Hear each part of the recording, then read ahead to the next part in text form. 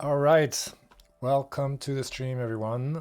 My name is Jun-chan, and we are today, Friday, and that is a Purescript session. And we're still working with our chronofold data structure, and that's a data structure that is useful to do real-time text editing, collaborative text editing in real time. So in the first streams, we've implemented the data structure and the merge algorithm for it.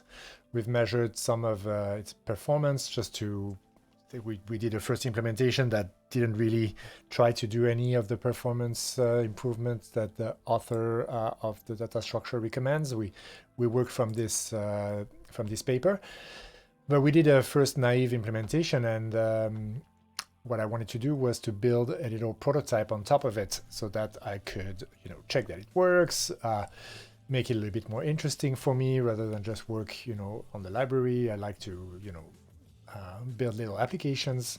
So the idea was to use this, to use the library for a little browser synchronization application. And we are partway through that, and maybe we can stretch that to try and see how we can make that little browser prototype a Twitch extension. So that'd be cool because it means that Twitch viewers could potentially see my log in an overlay, right? And also see it evolve in real time. So that could be quite fun. So yeah, if you're new to the stream, just a few words. I stream to work and learn in the open. It's a bit of a personal practice, I would say, to try and go over my reticence. I guess everyone's natural reticence to sort of be out there struggling, trying to do something, and my idea is if I do that, I'll become better at it, and then hopefully it can be useful to others. Part of the learning process. Sometimes hearing someone go through and struggling to get something right, but finally arriving to it, that thinking process or that learning process, that can be a useful thing to follow sometimes. And warning, I like to follow tangents, and I do this quite a lot on this stream because it's a way to satisfy my curiosity. It's part of the learning bit, and my own curiosity about software engineering is what I meant, not engines. But yeah, I usually come back to the task at hand. And so even though we might get lost in the weeds at some point, we usually go back on track at some point. But this is fairly new for me, so everything might change without notice. And we're working on a few things on other days.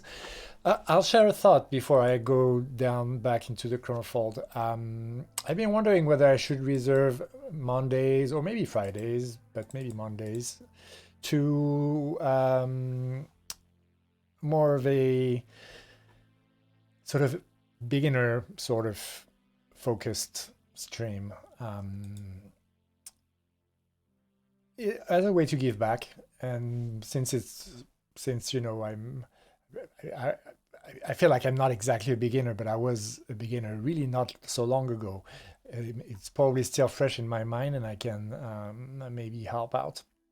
So that's a thought that's been floating in around my mind. So I thought I'd share it, and we'll see where it goes. That would mean 2 Haskell sessions, 2 Purescript sessions, and then one which is more like learning strongly typed functional programming. And then we also stream on the Saturdays, which is more like streaming about streaming tools, and we play also Saturday afternoon. Anyway, let's go into where we are with the chronofold. So yeah, I've added a little section on why do I use Purescript. So check it out and let me know what you think.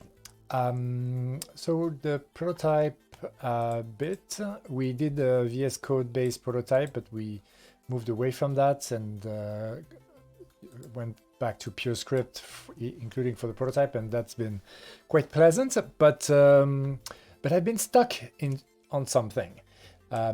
This using state in side effect in this library that I've been using as DOM. And I've been thinking quite a bit about this, and I've been watching some videos about applicative style, and also watching Phil Freeman's video on, not on SDOM actually, but on Purescript behaviors, from which this event type comes from. And so there are a few things that were confirmed that event is indeed applicative. Even though if we look at the code,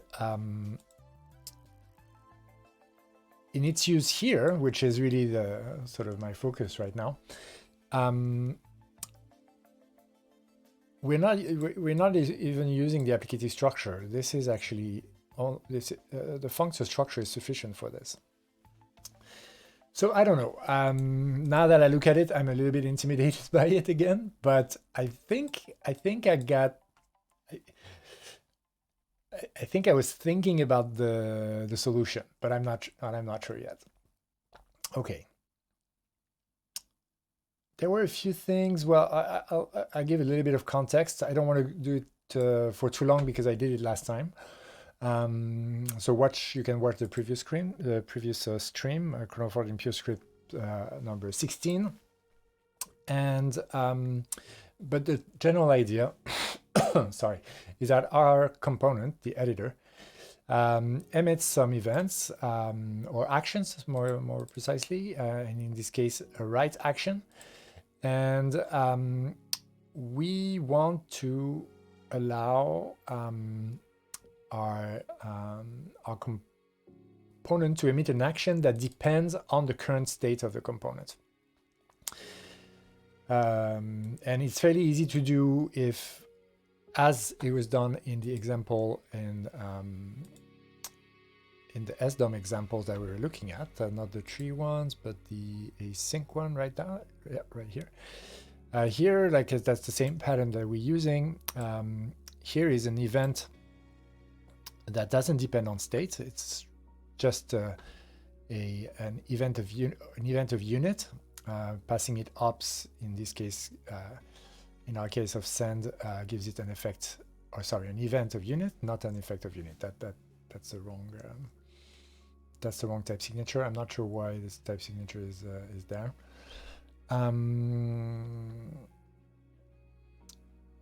So it's similar to here, which is that this returns a unit or an event of unit, and then we sort of piggyback on the event type of this to put the function of of state to state inside the event. So first of all, I'm actually not that familiar with that combinator. So I feel like I want to play a little bit with it so that I get a little bit more familiar with it. So I'm going to write that in the log this way. Even though it's a bit tough, we simply, if the going gets tough, then just plan smaller steps. So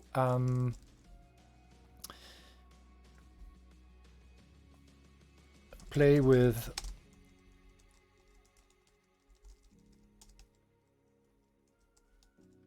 this combinator for functor. Okay. And you know what? Let's just do that now. How am I going to do this?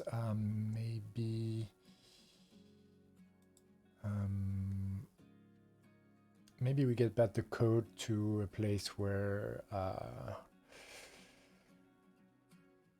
it might be faster to just spin up a new little project. So I'm going to do that. And I think we live in code and in iOS experiments. So I'll create a folder here and we'll just say learn. Okay, and then I'll start a bash in code and I go into iOS experiments and learn. And then from here, I'll initialize a a Purescript project, an empty one, and I'll build it. Why not?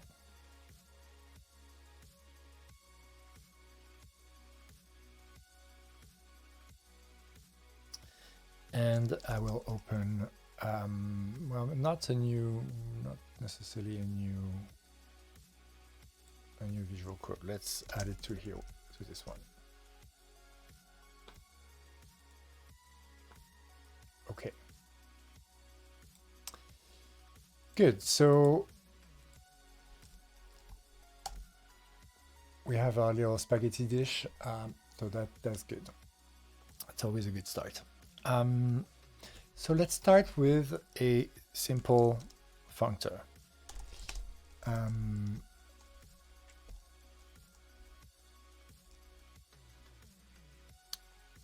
List is not a bad idea.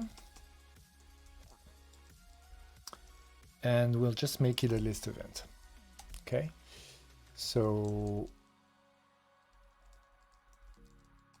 if we want to have a value of type fun, then we can say that, for instance, the value would be, oh, let's make it an array. This is Purescript. And let's make it 1, 2, 3, for instance, right? And then let's show fun, or even log show fun. And we need to import this.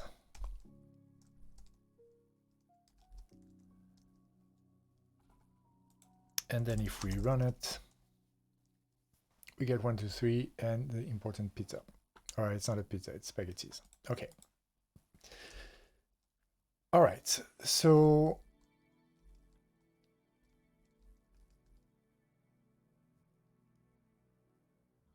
how do we know that fun is a functor? We haven't done anything to say that right now. I suppose we could do it manually. For type synonym, probably not, right? So let's create a new type.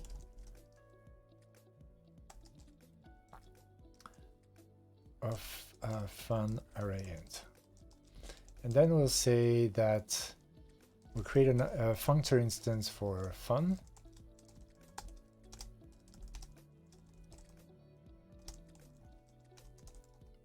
Where we'll map a function f to our fun by, well, it's really uninteresting if we do this like this, isn't it?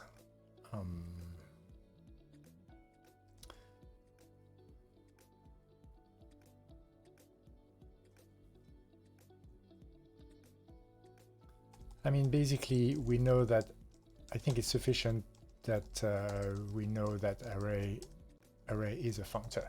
And so what we gain through that is the ability to do something like mapping 1 plus underscore to fun. And that gives us 2, 3, 4. We apply 1 plus to all of the elements here. Okay, that's easy, right? But what we have in our event code is that we have a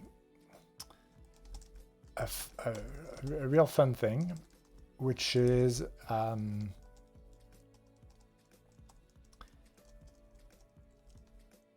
function, a functor of functions. So we put functions now inside our type. So what does that mean? That means that a fun will have something like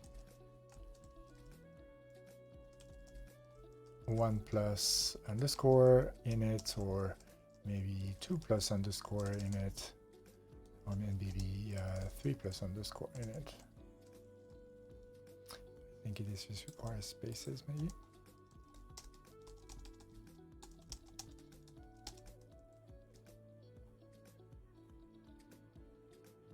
Oh, that wasn't the issue.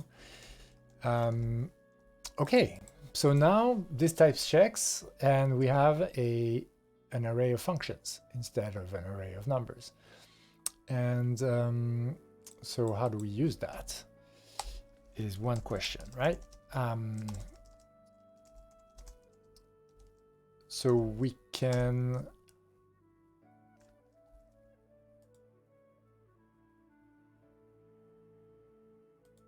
so that's interesting, isn't it, already? We'd want to basically, since we have an array of int to int, we'd want to pass it something like an array of int, right? And then get an array of int. But I think that this is applicative. That's a functor of a to b with an f of a giving an f of b. And that, I'm pretty sure, is app in a in applicative. Let's go check it out. Just make sure that we are sane before pursuing.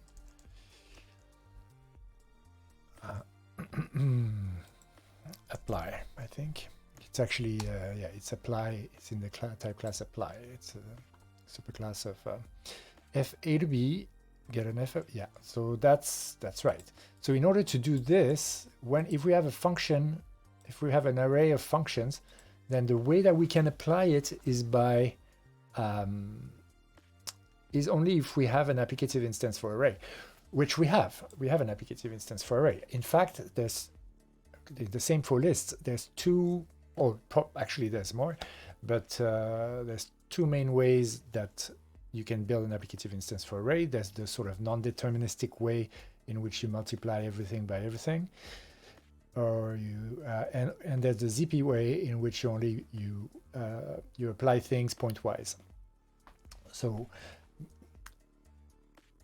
with the same, depending on the applicative instance that you would use, you'd end up either with if you pass an array of 3 functions and you give an array of 3 integers, then the ZP1 will give an array of 3 results, applying pointwise the first element to the first function, second element to the second function, and so on. Whereas the main applicative instance for array, and we'll check that, does the is that the cross product? Some kind of product where the first function gets applied to each element of the array, then the second function gets applied to each element of the array. So you end up with an array of 9 elements. So let's double check that. So to do that, we need to find the array instances. And this is not trivial, I think, to find the instances of prim types, which is always a bit surprising that you can't access this via the docs, to be honest. But is there another way to find this? Is it in maybe Purescript arrays? That's array. Yeah, apply. The Cartesian product, that's what I called cross product earlier. Yeah, applying each function in the first array to each value in the second. So the array ends up with a length equal to the product of the 2 arguments length. So that's the traditional applicative, which is, I think, historical. I think because lists was thought of as being a non-deterministic. Oh no, right. It's because you can't make a monad out of the ZP instance. All right. Yeah. So, and actually, I'd like to try that.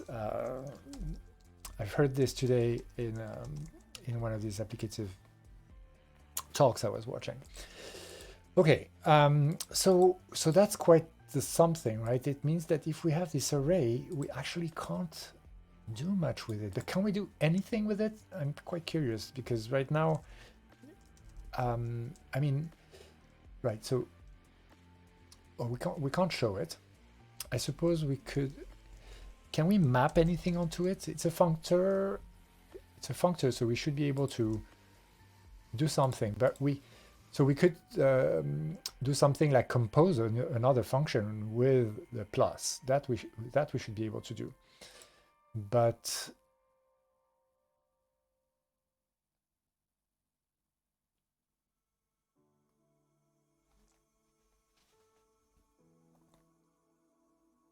and I guess if this function is like a const, then we could get something out of it, right? So let's try that. If we const 0 or whatever, like spaghetti, for instance,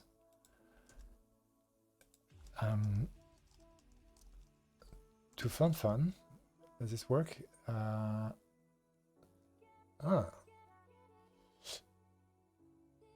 Oh, right. So, so it still functions inside, even though now I couldn't. If yeah, I still can't apply them, can I? I mean, what I can do, right? That would be the first thing, is to like take the first element. How do I take the first element? Like this, I think, and then apply that. For instance, to, let's say, 0. Well, yeah, 0. And so that will give me, I need to not make a typo here. And I need to import this from data.array, right, or something. Oh, no, that's not what I want to replace it with. Why do you give me this? I think data.arrays, and that doesn't come with the prelude, does it? Yeah, no, I need to wrap this twice, but indeed I don't have a Purescript arrays, so spago install arrays, and run.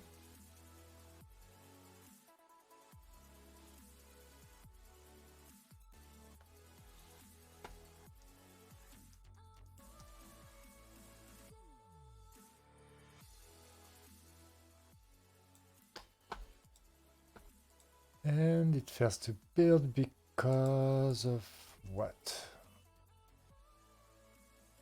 Could not match type, maybe. Right. Okay. The indexing. Okay, so that's a little bit of complexity that I'd rather, well, and this is not my future idea for a Monday stream. So I don't need to be too beginner centric.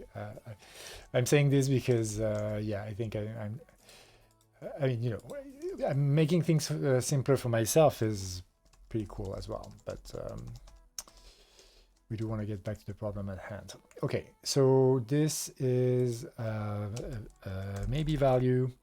So I can just, oh yeah, I need to import this from data maybe, and then I need like the identity function, and you're still unhappy.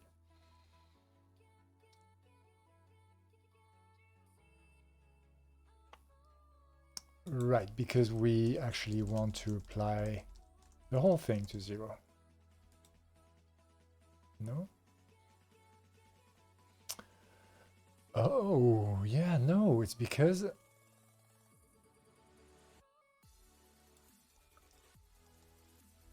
Hold on. Okay, the type of fun 0. Oh, right.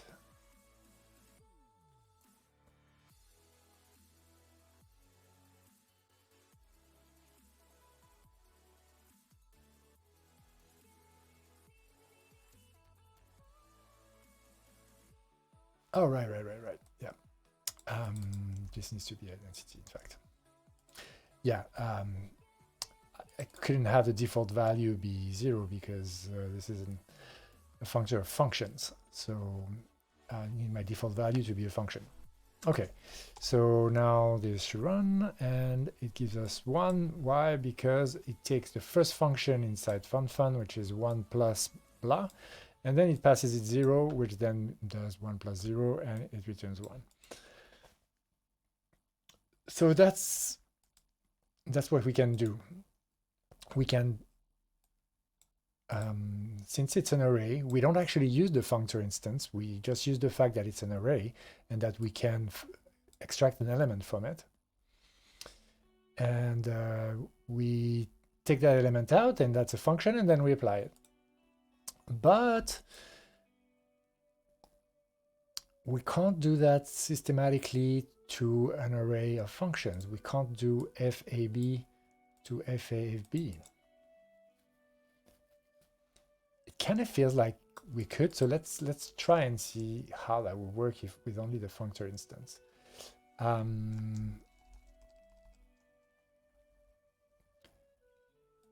Right, because couldn't we just sort of map this to an array? Actually, let's just try that. If I do like 100, 100, 100, and then instead of applying this, I map it.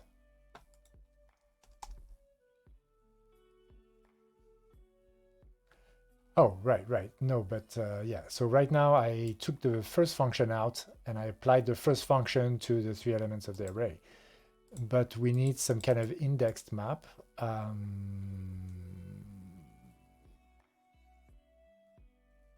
And I suppose that's functors don't have index maps. Huh. Arrays do. So we could use the fact that that it's an array, but we can't use the fact that it's a functor to differentiate, to basically change the function that we pass, right? It's because we do map, because map has type A to B and an f of A to an f of B. And so our f of A here is this array, but our A to B, that needs to be the same. That function needs to be the same. So when we say something like we map f to our array or whatever,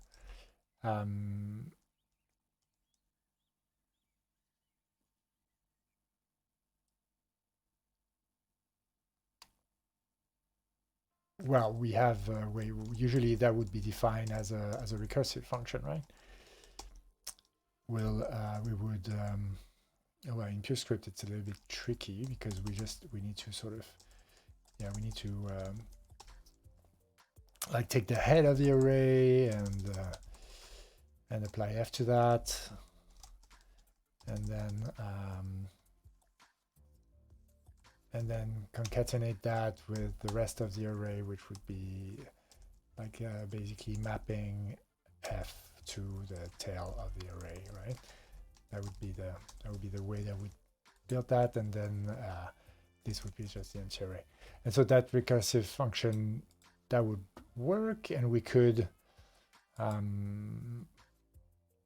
so that's all good, but it's always the same f is basically what I'm saying here, right? So if it's always the same f, then we can't change that index that we're using to go into the array.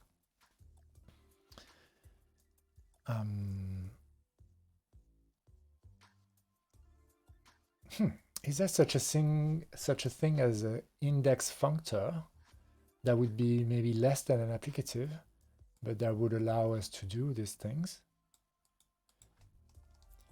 Because if we had like well, let's call it IMAP.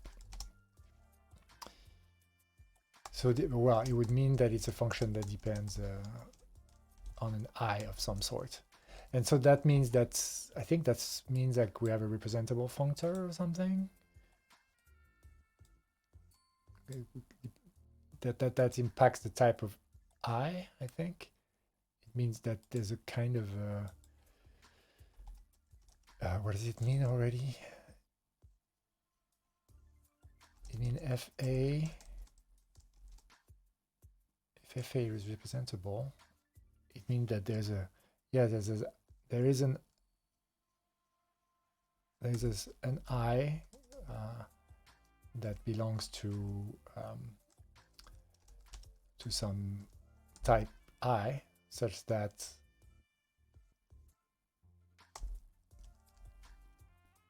f of a is isomorphic to a function of I from I to a.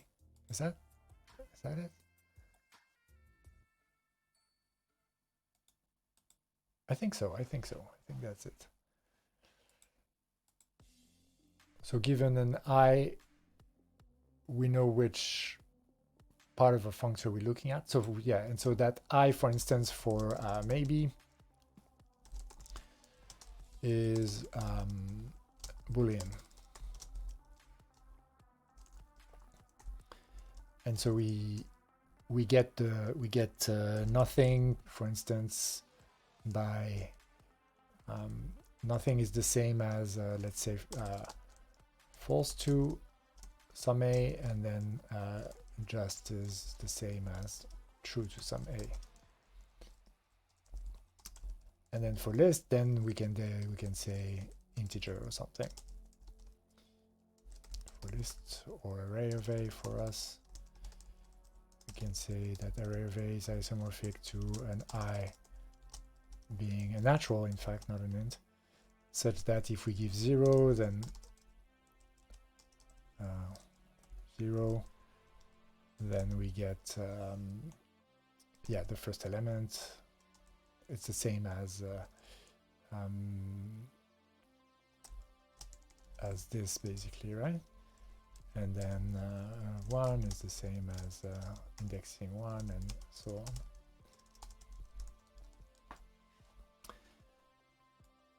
So there's something, so if our functor is representable, then we don't need the applicative instance. Then I think we can, well, so can we do that? Let's try. First of all, I mean, I think there are such things in the Purescript ecosystem already. Let's look at the instances.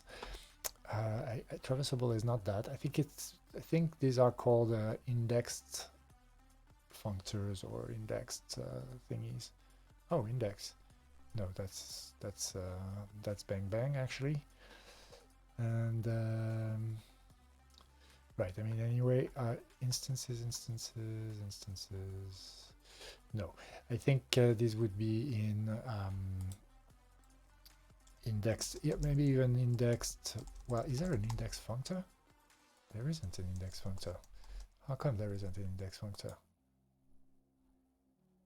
IX functor. There is an IX functor, yeah. Right, so it's IMAP and it's A to B. Oh. Interesting. So they might be, it's possible that there's another representation, but so X and Y, no, this is not the same. This is not this indexed. This is the index that sort of composes like end to end. This is not the same indexed. That's a bit confusing, by the way. So what then? So can we find it by type, like I to A to B, F of A to F of B? That's a bit weird, right? But oh yeah, map with index. That's right. So that's functor with index. Okay. So we're in the correct ballpark. I'm not completely out of my mind. That's reassuring. Sometimes with these things, you know, like when I can't do properly a like basically, you know, okay, I haven't told you this yet, but I went to Purescript. Whoopsie. I went to the Purescript SDOM for, repo, and I actually asked the question. Which sometimes, you know, you gotta ask, right? You know, it was all apologetic. It might be a better fit for SO, but please help me. And, you know, I was like, yeah, maybe. And I showed the same example saying, well, is it possible to make this interval depend on state, right? Which is exactly sort of what we're trying to do in our library, but with transposed to the example. And you know, like, thanks for the work and all of this. I love it, but but then, you know, in the back of my mind, I like, is this like something super simple that just escapes me because I like experience? And I'm still at that stage where I feel like, you know, I need to check my intuitions because I've read a lot, but have not programmed nearly as much, and so sometimes it's very possible that the things that are floating in my head are not grounded yet in practice. So I'm glad to see that. Well, it's not indexed functor, but it's functor with index. So you know, I forgive myself. And it uses I as an index, and f determines I, right? So that's the functional dependency. So so the type of the functor, so like we say, like maybe determines that the I is a Boolean, and array determines that the I needs to be a NAT. So there's a functional dependency there, and doesn't talk about representability here. So let's check whether I was also saying a representable functor. Let's see whether I was actually right with this. And let's try and have something that does it in Purescript. Okay, representable in a vector. So fa such that f determines a. So that's already super similar to functor with index, right? Except that it's reversed. And then then here, what you get out of that is the map with index function, which is what we've called IMAP here. And I didn't finish this, but that was the type, right? But what you get out of the representable functor and is basically a way to use the isomorphism to go from one representation to the other. So in fact, I don't know why, but I'm thinking of this as a perfunctory thing, because of the iso relationship, I think, because really what this does is like it transforms a functor into something that is just a function.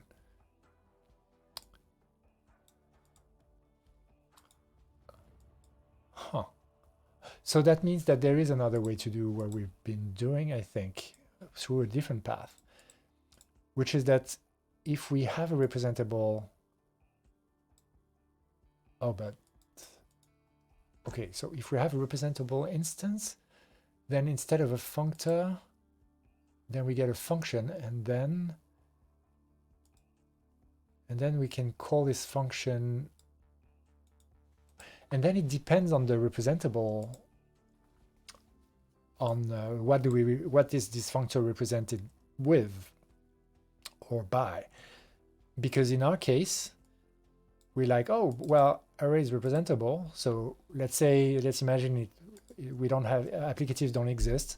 So we could say, okay, well, basically I bet that we could, I'm sorry, I'm not finishing my thought, but I bet we can implement functor with index, data functor with index, and its IMAP instance from its representable instance. I'm pretty sure. Let's try this. And I think all of this is hidden in modules, so I think we can actually, shall we just, yeah, I think we can just copy paste that stuff in here and play with it. So this turns out to be much more of a big tangent that I was thinking, but I think that's fine. So an instance of a representable, well, to be honest, array is probably what we want to do. We could try fun, but and so we're saying representable array, and we should say natural, but you know what, we'll lie and we'll say int, and we'll hide from the mathematicians. And then what is tabulate? Tabulate then takes a function from int. Okay, let's specialize the type. function from int to, well, right, okay. So in fact, right. Array A int for all A. So in fact, we have a representable instance for arrays of anything, not just array of integers. And so that means that we can go from into A to a array of A. Yeah. And then how do we implement that? We say, well, you give me the function. And so what do I do?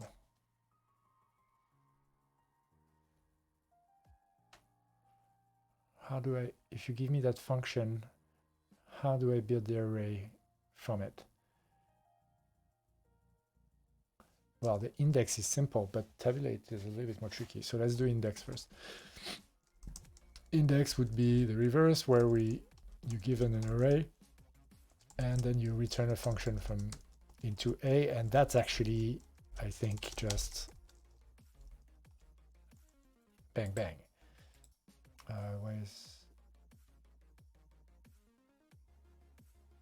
We can't have a for all here. Oh, okay. Okay. Presentable. Oh, F. Sure. Okay. No, I get my kinds wrong. F is kind star star. So yeah. All right. Okay.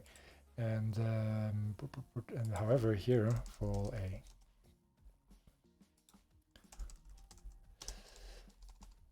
And then okay, do we have that right at least? Okay, you need to section that. Okay, yeah, and you're missing a tabulate, right? Yeah. Okay, so how does that work? If I have an instance of, if I have a function from into A. Oh, right, yes, of course.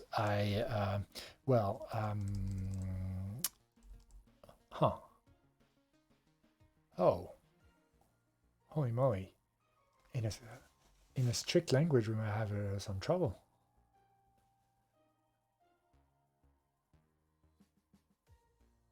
Because we need to iterate from 0 to...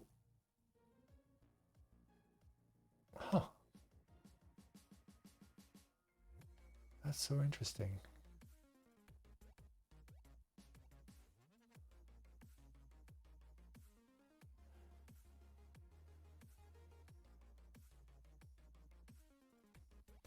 We basically need to... Can we use the range thing? I think we can use the range thing. From 0 to... to infinity. We can't do this in a strict language, can we?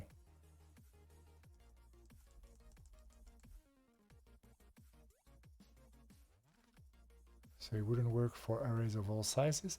But then also, what happens... It feels a bit like I want a maybe A here. Because then we'd say that would define the array's bounds. Because how do we say that...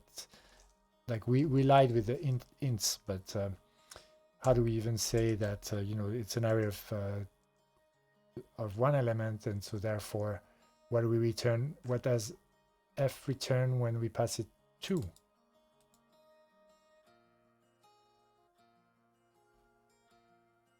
So maybe array is not representable. Maybe representable implies an infinite structure. But here it exists for vector. Or it looks like it. Don't know, fill range.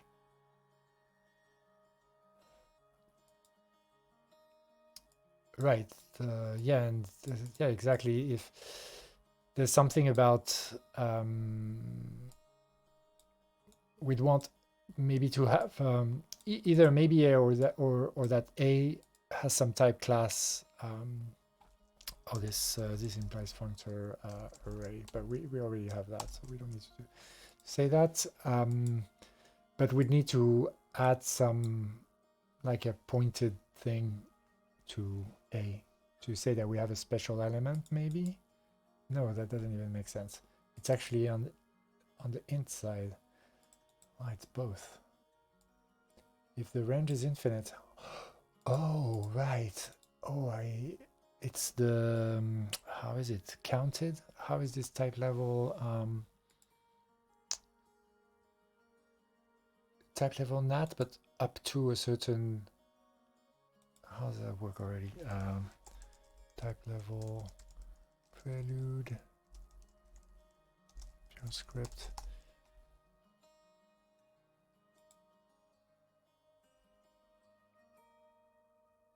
I think it's none of those things. I think it's just in type prelude, type level. It's just in type level, I think.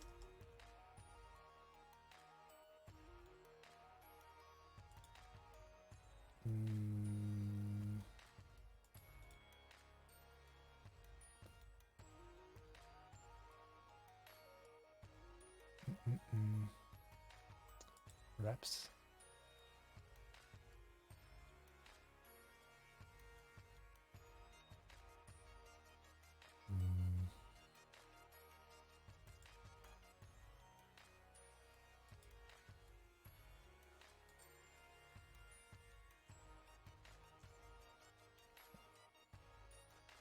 Pause? No. How is this called? A type level naturals until a certain number. Oh.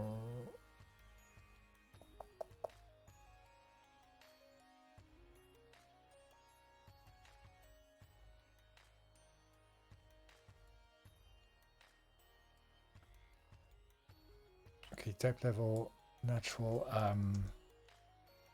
fixed length list. That should work, right? List of fixed length and type literals.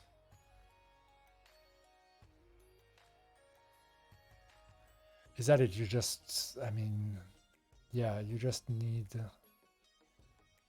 a type level nat. But no, it's not the same thing. What I'm thinking about is the type of integers or naturals from 0 to n, not the type level representation of n, which is nat. And there is such a thing. It's just the name escapes me.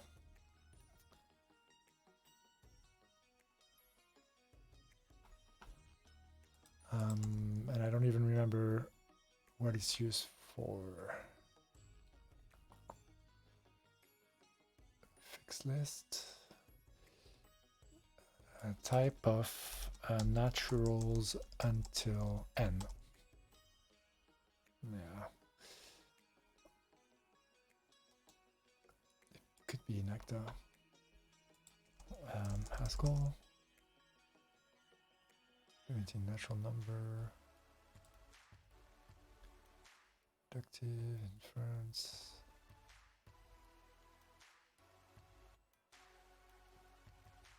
Oh, that looks like a cool article. Oh, check out those operators.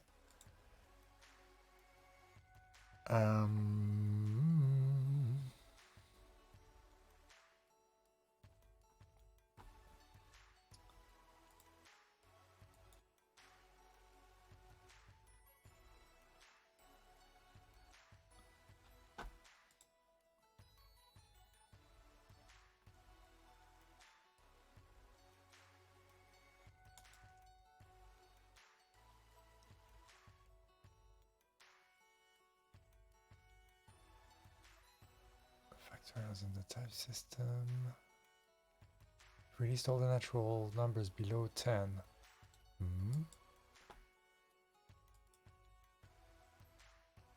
Haskell without the theory. Oh, that's an interesting.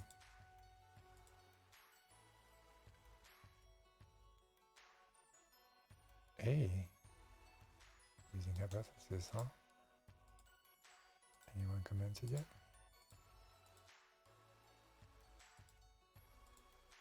No. Okay, well. Sarabnanda.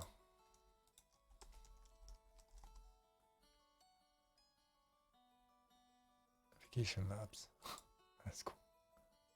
In Goa. That's a nice place to do some Haskell. Excited about FP and Haskell. I'm in Mumbai now.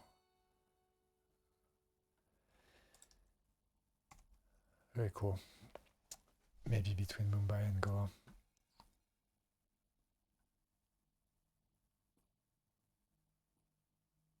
So, well, yeah, built-in type and function, naturals.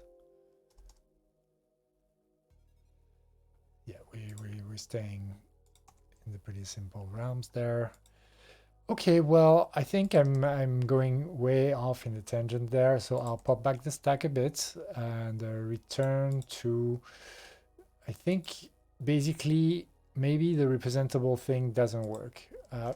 Okay, I see there's a representable instance for array in Purescript. Well, let's just check for lists. That's the more common one, and then we'll check Haskell. No.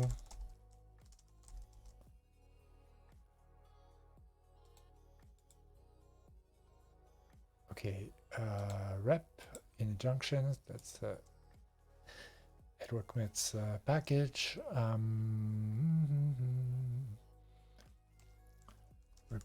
Oh, with index, right? In the same package is with index. Yeah, functors and aha.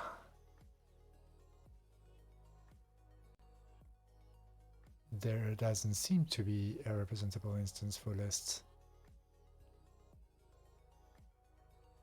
Because lists have a finite site. Co-free, on the other hand, is infinite and has a representable instance. So it is related to that infinite domain for some reason. Huh. But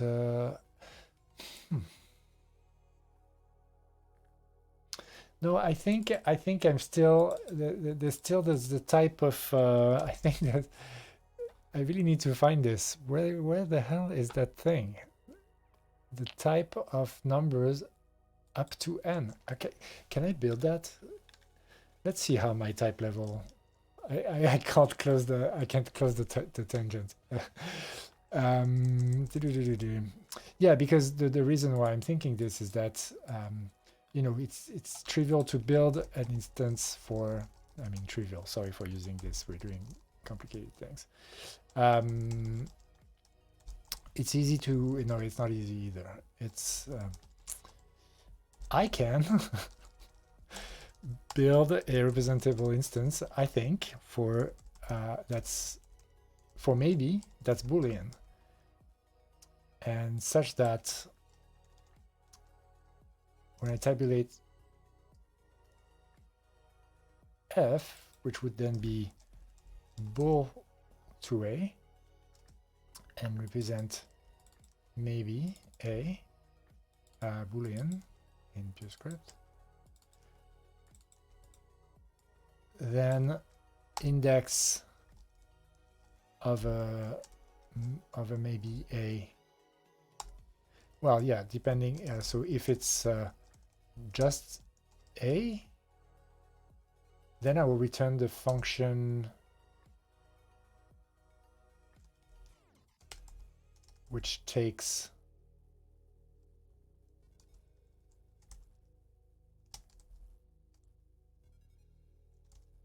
true to a, meaning it's the case of true a, false nothing.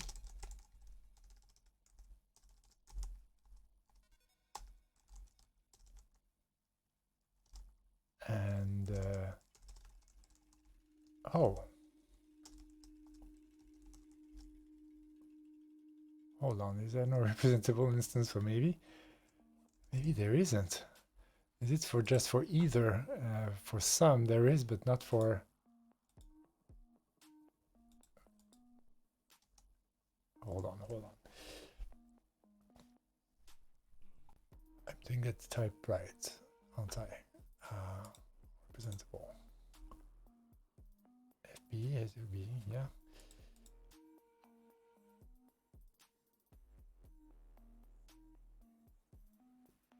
So indexed, given nothing. I mean, I suppose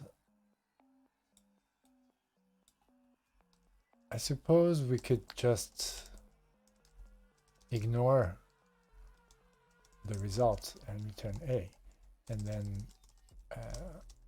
ignore the result and return nothing.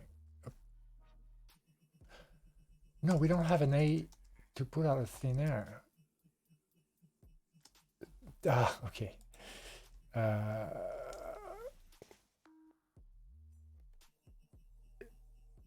think I'm confused about representable functors. So that's cool. I'm actually cleaning up that misconception, I think. I think for some reason I thought maybe this was maybe A here. But it's not, it's A. So is that's... I'm given a maybe A. I need a function.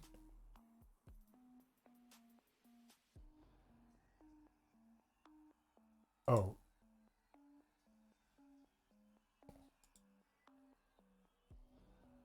A to B, f of B, f of B, A to B.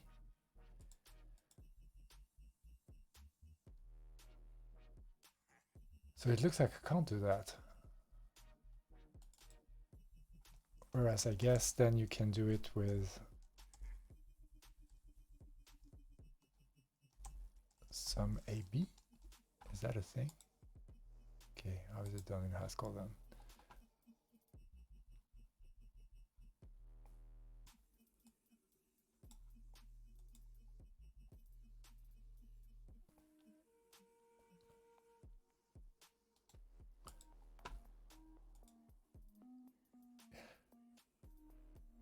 Oh, no, yeah, that's not even...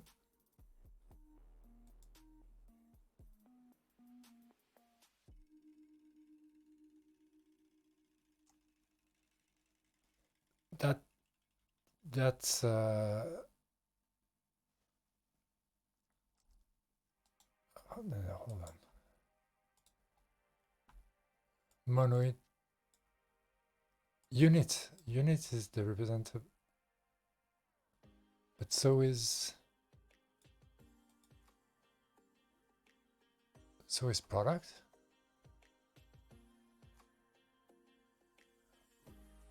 Hold on, what is this dot there? Why monoid dot? Oh, right. Okay, okay. Yeah, no, the sum monoid, not the sum bifunctor or whatever it is. Yeah, I thought this was like union types or something. This would be product type, but this is not it. This is the monoid product. And so then what? Then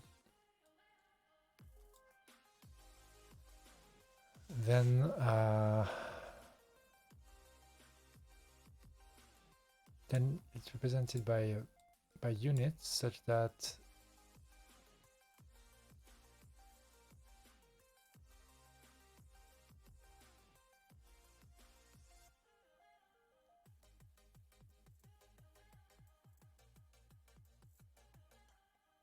you take the product P, then you just get P out.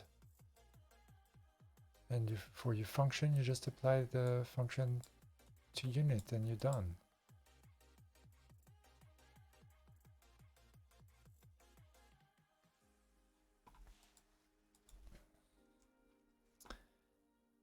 I'm just seeing this and I'm thinking, okay, hold on.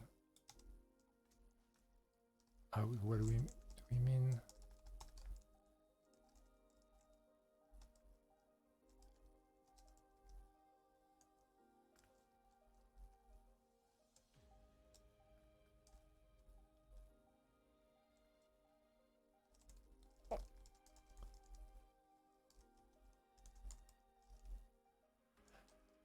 Yeah, no, I don't know what to return for.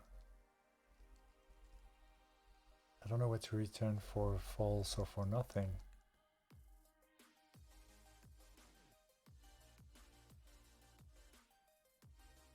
So maybe he's not representable, right? Maybe is not representable.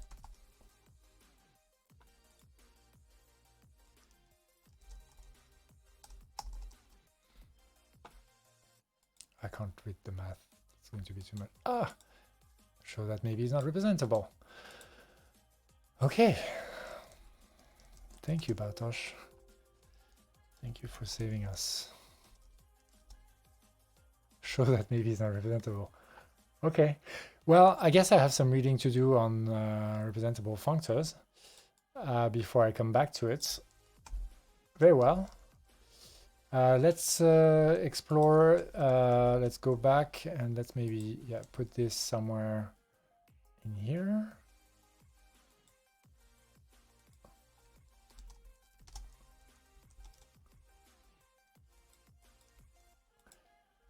And yeah, I'll keep it open just to put it in the links in the show notes. And we'll move to applicative things. So I think the IMAP, the functor with index, oh my god, I'm getting pulled. I want to look now at with index here, but I will copy it too. Here. And I won't look at it. So yeah, well, let's also bypass this index thing. I mean, it's quite interesting theoretically, right? That's actually a good thing to do on Mondays, in fact, going back to this. Okay. Oh, I did need maybe, just not the constructor. Oh boy, I need to change this, but never think of doing it. Okay. So there's a way to just extract manually a function from our container, but then we can say, okay, well, applicative is definitely useful. And you know what? Like, we will implement the applicative type class for array.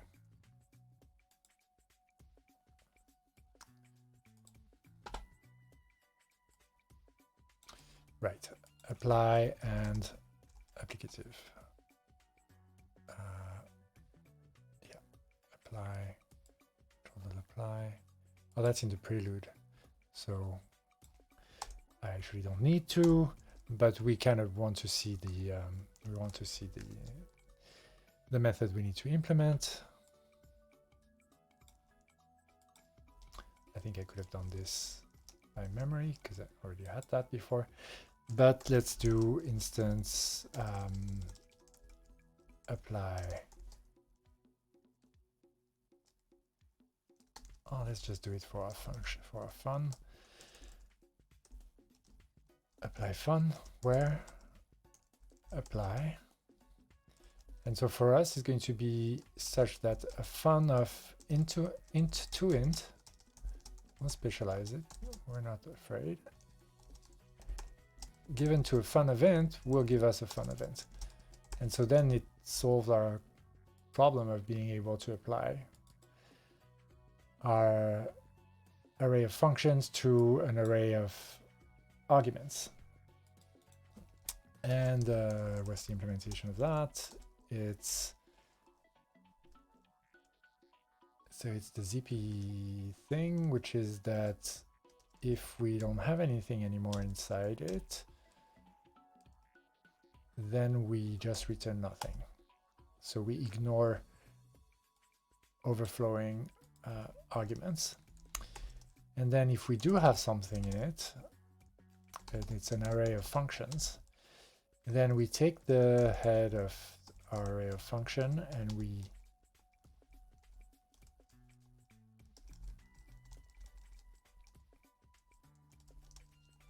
apply it to our array of arguments, to the head of our array of arguments.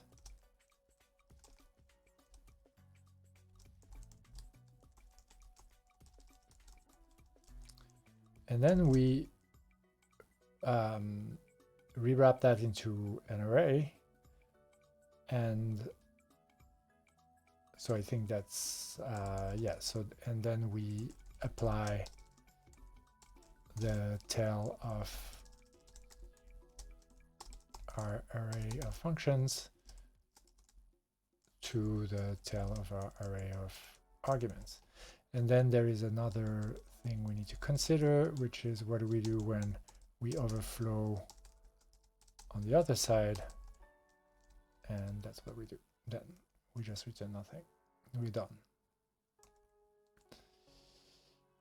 And fix typos, and then we import array things.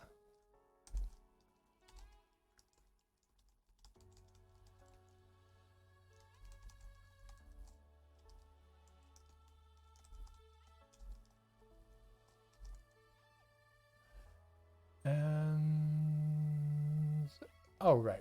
So it doesn't want this for arrays, but for our type synonym. Yeah. So it means that we should have implemented this for arrays directly, but then we're gonna get some overlapping instance problem, I think, if we do that. But I think that that's basically it. We could go check the code for the apply instance for arrays. Let's go do that. Did we have arrays here? No. Let's do bang bang. That will get us to arrays fast. Okay. And we have instances here. Yeah, we have apply, and so they're probably in here. Let's go check them out. Instances. They do not look like they are.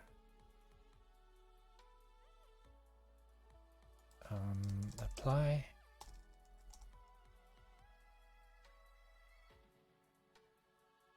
Array on empty, test, let array apply.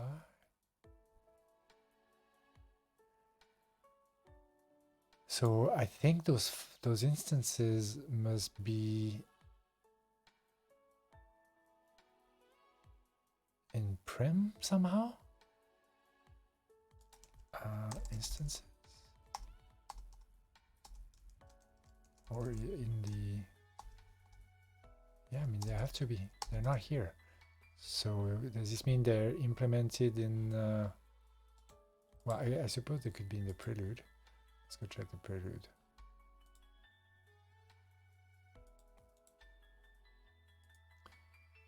Control apply. Array. Yeah, there you go. Okay, array apply. Oh, okay. Well, it's actually defined in JavaScript. Huh. Which makes sense. It makes it more efficient. Let's look at the code. Yeah, well. Yeah, it takes the arrays of functions and then loops through both in sync and applies gets the function out of the arrays of function and then applies it to the, oh, no, yeah, right. That's not the ZP one. That's it applies it to all of the arguments of the second array, of the array of arguments. Whereas ours is the ZP one, right? Yeah. Okay, fine. I convinced myself I could write these instances. So I think I should go back to the program. There's something that I wanted to check, which is this idiom, which is supposed to be of type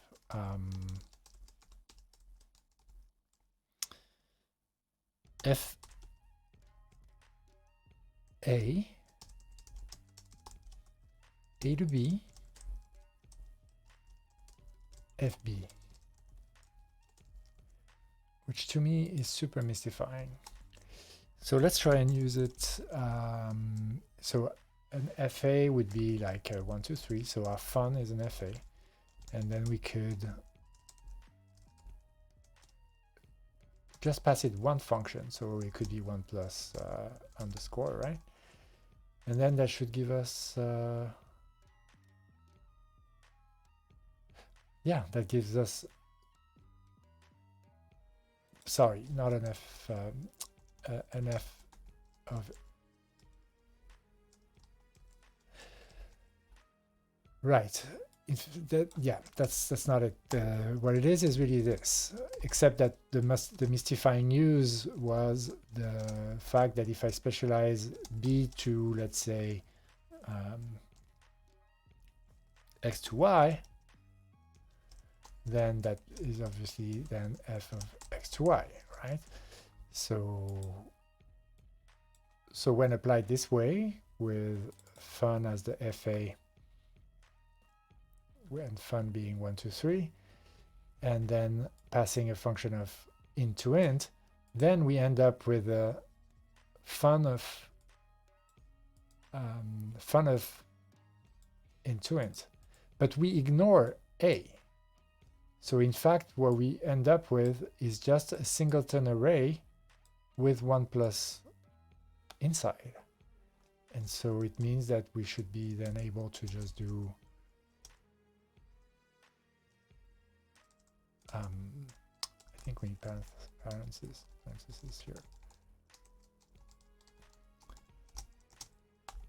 That, oh boy, we need to do the same trick to get it out of the array.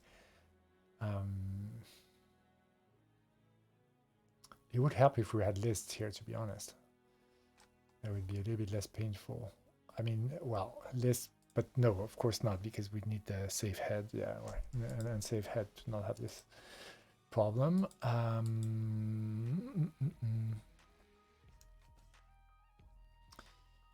So we need to do the same trick, maybe identity to get the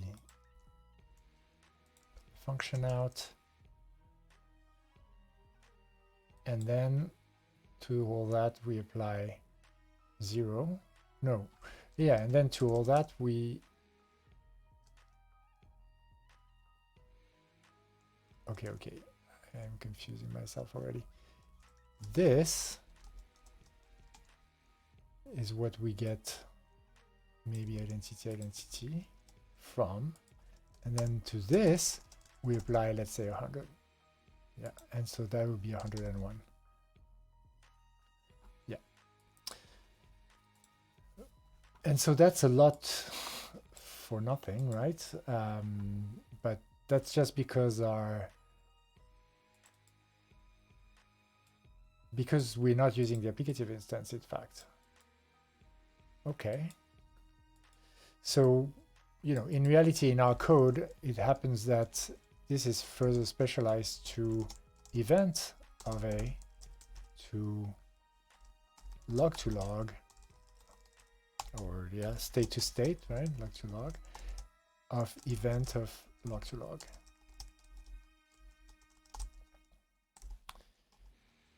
And it happens that event is an applicative. Fine. So what I thought earlier was that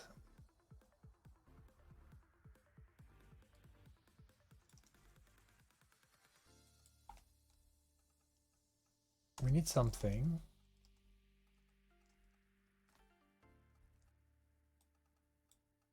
yeah, in fact, further, it's not even event A that we have, but we have our function interpret, which is actually of some, well, in our case, it's ops to event A, log to log, and we get an event log to log.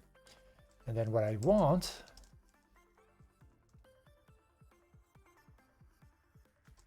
is something where I get an event log to log at the end as well.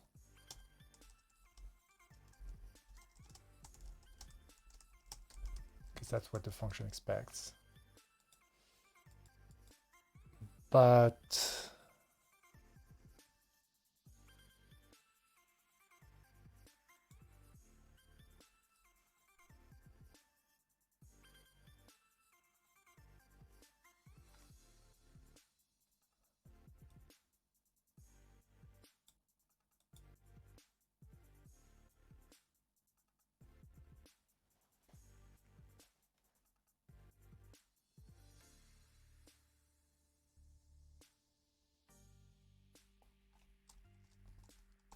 But maybe we want,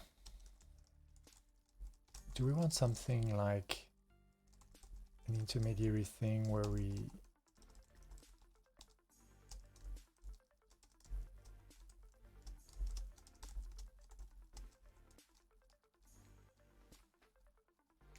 is it something like this, or is it more something like we get the login? Yeah, right now we do need the ops. And then somehow we get an event log. The reason for that being that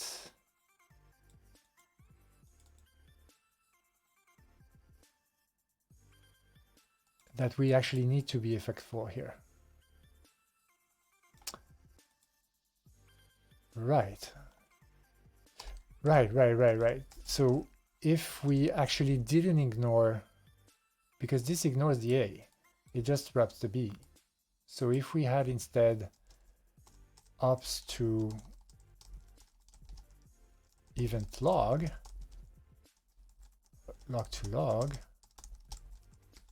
to event log to log, what would that be? That would be, so that would be our B, and that would be our FB.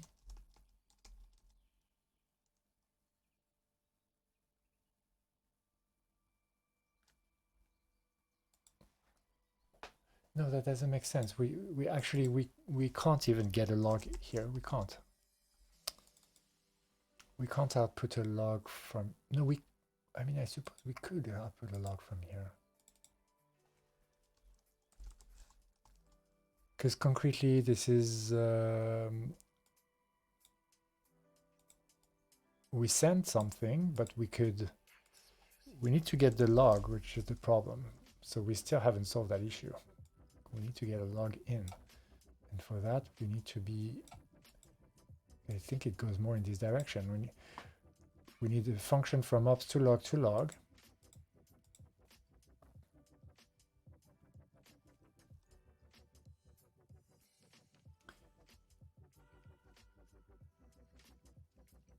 But then we also need the possibility to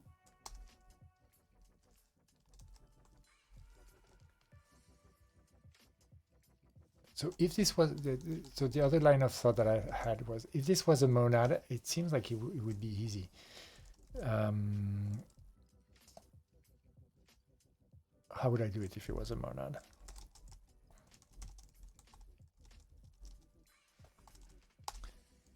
And I've stopped writing code. I'm back to writing these comments, and I think I should try and play with it instead. But let me write the idea. I think it would be something like, I would get,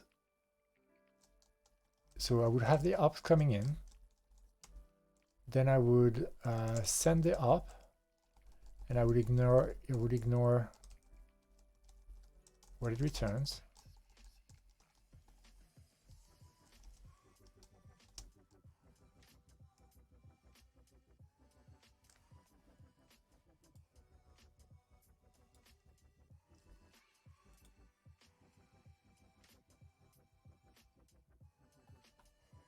Well, yeah, if I wanted to construct, this would be if I wanted to construct an event monad, let's say, of log to log.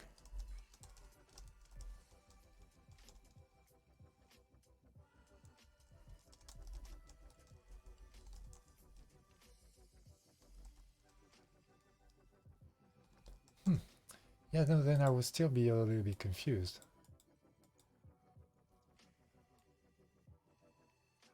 Because I would want to pass my ops to it, and it'd be a little bit problematic. I mean, I suppose I could do it a little bit like this. That wouldn't necessarily be so much of a problem. And then I'd send them. And then I'd return, yeah, and then I'll just return my stateful function. Ah, right. So, like for instance, my log and my sort of update log or something, right? But but that would still that would reproduce what we have currently, which I should probably just write here, which is that our interpret function is of type action. Let's say that it's just of type ops. Event log to log, and we wrote it saying right ops. So let's say ops equals send ops and log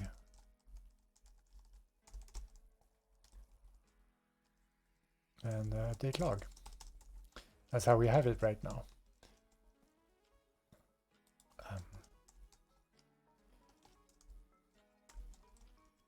So I would also struggle to write this monadically.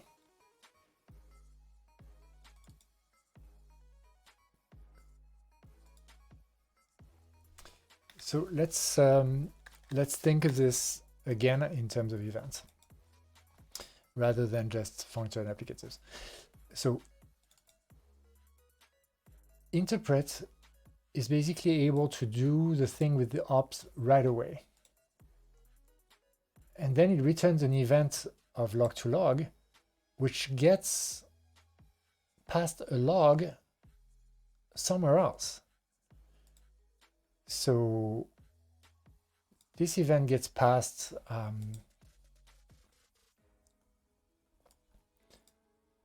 this event get passed right back to map channel.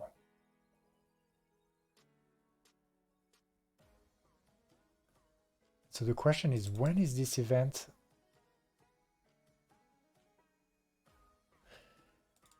Right, this event is interpreted by with async, which is interpret channel blah blah blah.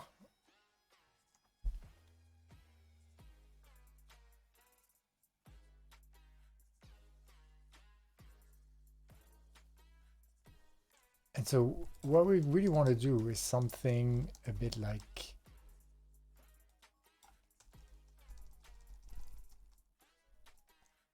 make this an event and then send the ops with the log and then sort of ignore the result.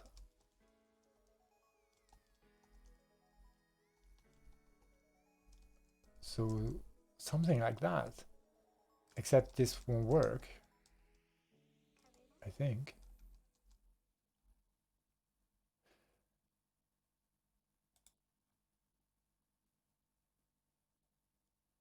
Right, because I've changed things, but that's kind of what we want. And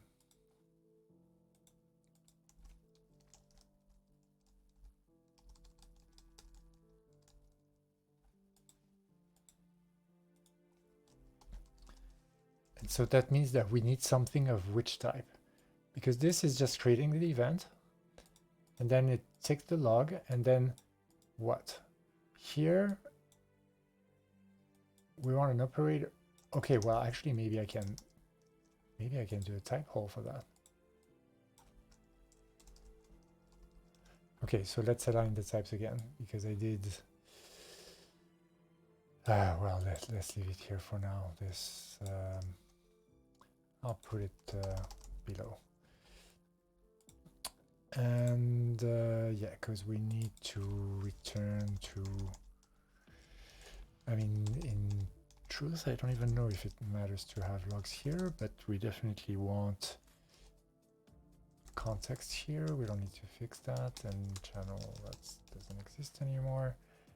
And then this is unit, and then we don't pass the log here. We ignore this and this. Oh no, in this case this is right, this passes state, but we build from the event, so therefore we receive an op again. our build prime gets us an array of op. Okay, that's fine. So we get the array of ops. So that's the ops. And then we want something. Oh, what do we append here? Yeah, we want some kind of do notation in here. Something where we could say like do, and then, or actually just a let would suffice. So maybe if we say where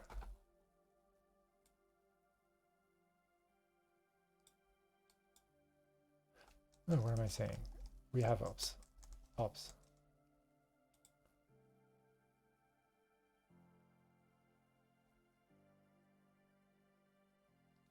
Could not like function log with array build prime. Right, of course. So now we're back to right. That's we're back to sending the event here. The event. Because we can't build the ops yet. We have to build the ops up here. So we get the event, and then we need to build the ops. So we can do this in a where clause and say where ops equal build prime event log, as long as we have a log. But I suppose it depends where we think we are in the closure. So do we need, maybe we just need to do let here, and it should work, right? I think. Okay. Log with context 0, and that is because I think now I'm confused about where things go here.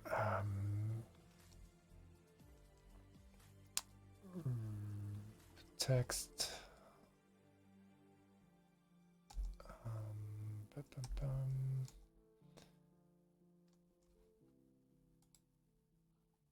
That's not as dumb, neither is that. Okay, let's go back to as dumb. Oh, right. There's no such thing.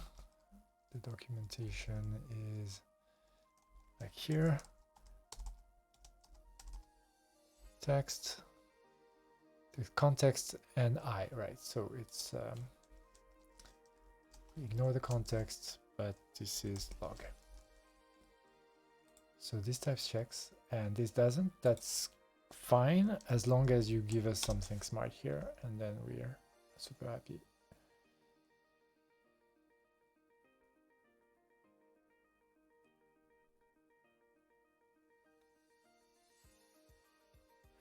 Okay, what if we remove the pure here?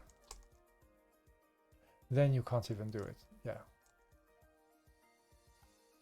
So we need something of type event unit to log.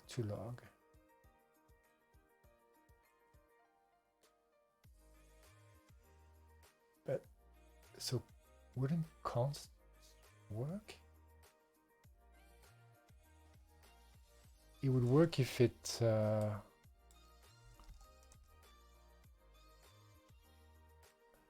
so then it would be reversed. It would work if it, holy moly, this type checks. So it was just const. It's just that const, we need to know that const is going to execute both.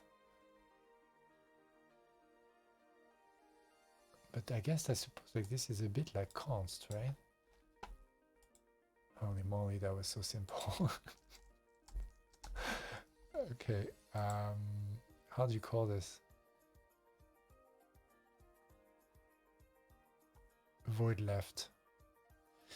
Okay, I need to know that const is going to execute the send, and so I suppose we'll know because we have JavaScript and we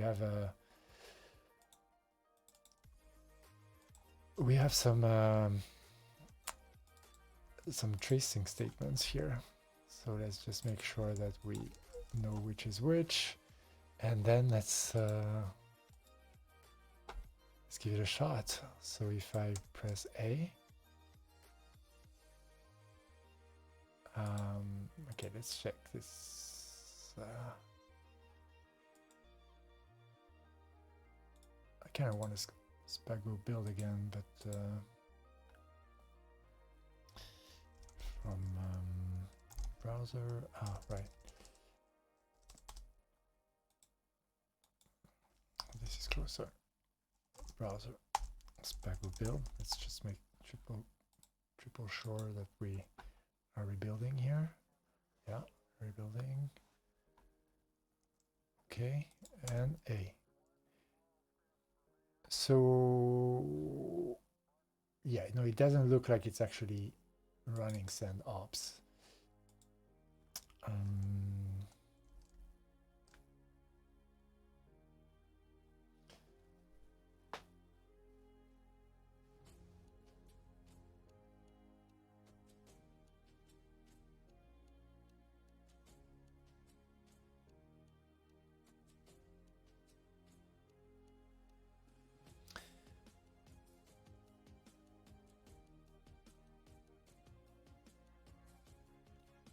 That's because the event,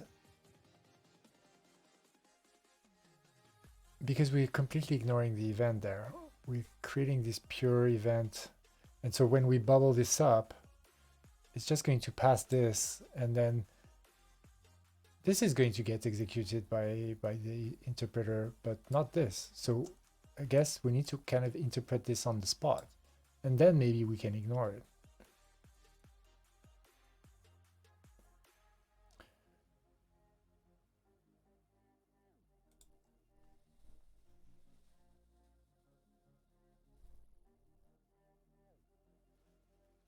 How would I go about trying to interpret this on the spot?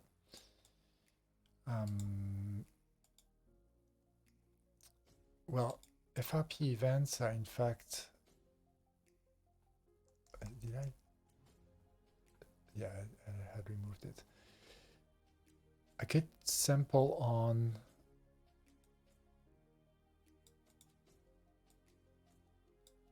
which is the whole point of events.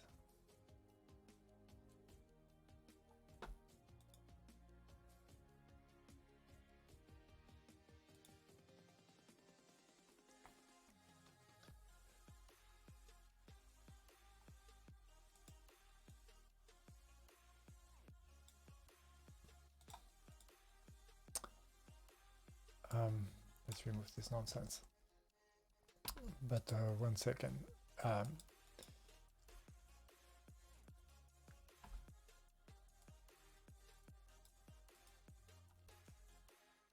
It seems like if we use sample on, which would in our case be specialized to, let's say, event of an op, and then an event from ops to log, then we could get an event from log to log, and that's the applicative structure for sure.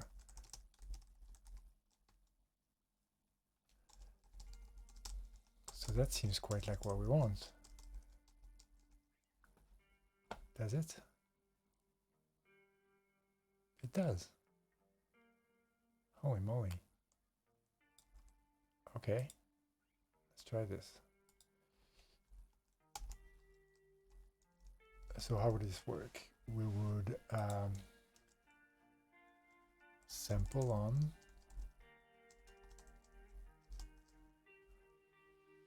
send ops. That's actually an event of unit.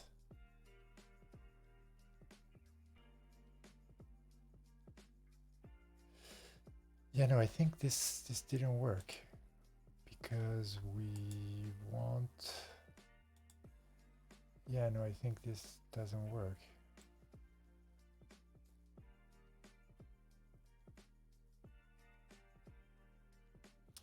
Yeah, because I think I'm forgetting that. Yeah, I need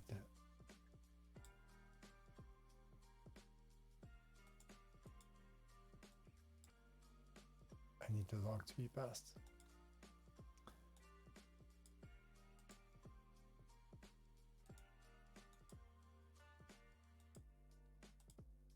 Okay, fine. What if we have an event from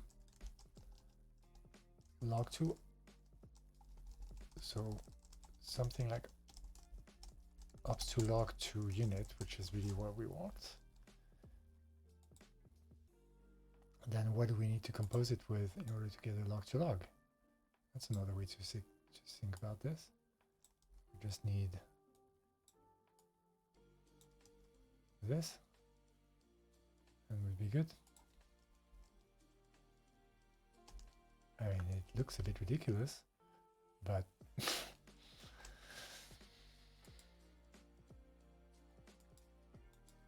sounds like it would work though. So okay, let's try.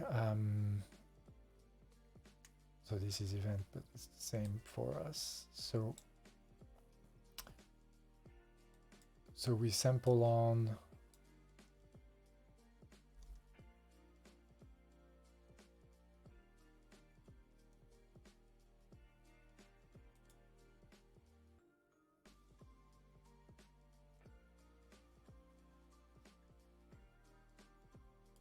I think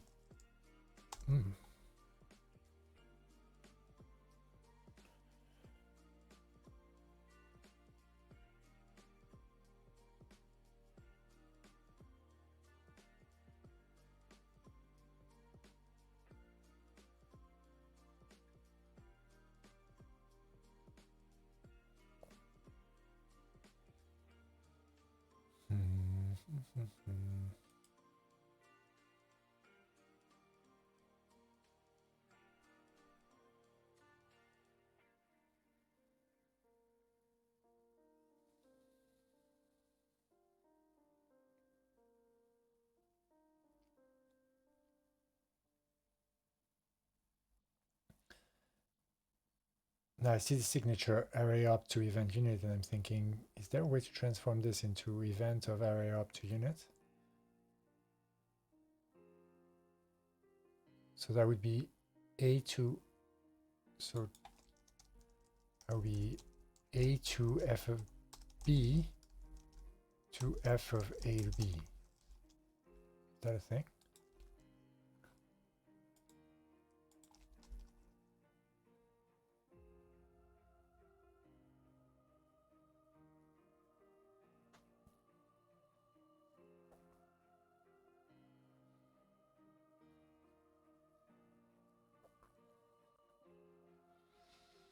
I think if it was a thing, it would be an applicative thing.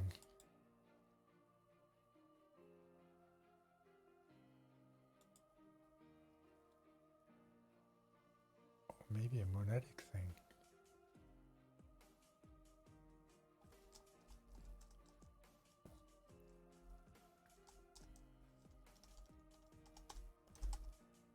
That won't change anything. Good. I'm glad that alpha renaming works here. Okay. But we can't do that. That doesn't exist as a thing. I mean, I think this is the same.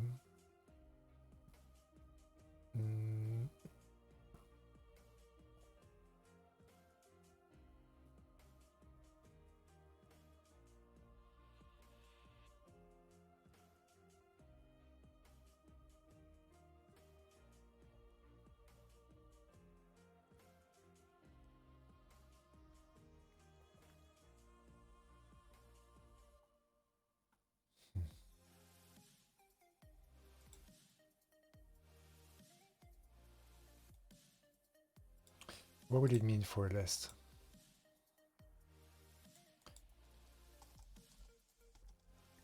Like for our font type?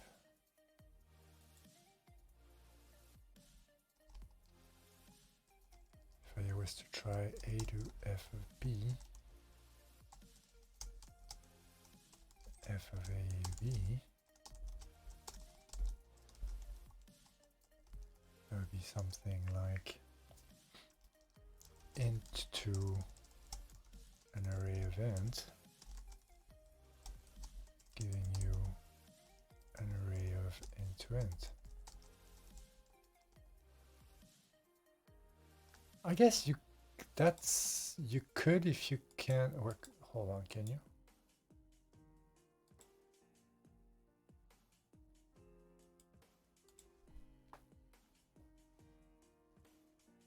Well, you could do it, but in a kind of a weird way, couldn't you? Like you could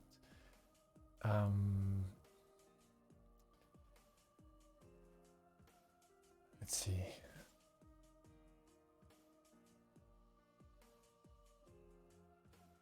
No, you don't have enough there. And this and this is not the same thing.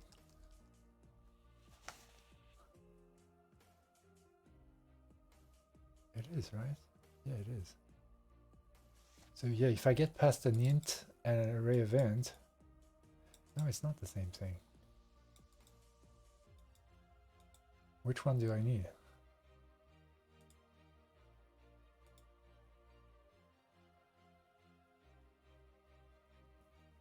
Well, I'm following another tangent. It's the truth here.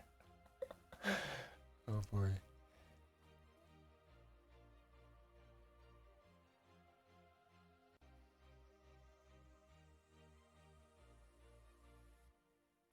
Yeah, I think I'm following this tangent because I feel like if I move this array up inside, then it becomes simpler to do sample on, right? That's the what I didn't say was the reason why I was seeing this pattern there. Because it feels like otherwise we're stuck with ops outside, and then we can't really do what we want. So that's why I'm trying this. And then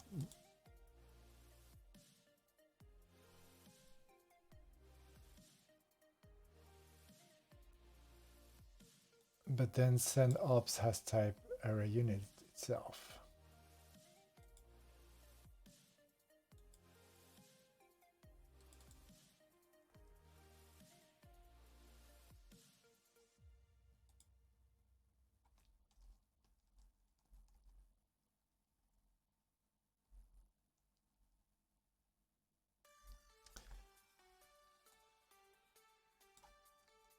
Okay, I'm having another. Well, I can't put send ups here. We know that.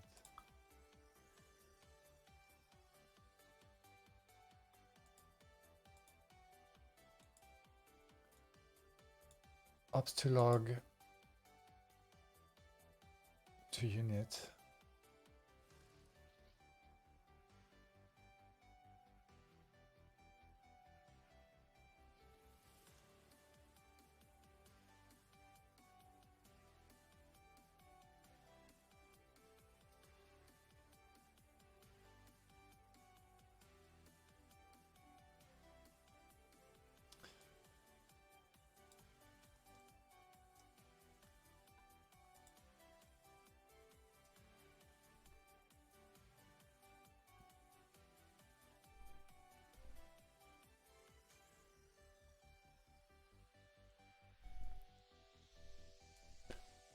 Yeah, I'm started like using the event perspective is quite useful here because then it feels like, okay, if I wrap something such that when I get the log, then it gets ran, then it's better than trying to send the ops here because then I don't have a log, so I can't. And so I need to sort of wrap it in an event, like a bit like a promise or a future or something, right? Wrap it in an event, and then pass it to something that that will also at some point get a log, but is kind of then combine those two into like this nice clean thing that gets past the log and returns the log, but we'll do all of the. But the moment where this gets its log, then it would sort of trigger the whole rest. That's kind of how I see it. So we do really want to build an event of ops to log to unit. So hold on, like, can I try and do this? Just naively, what would this look like?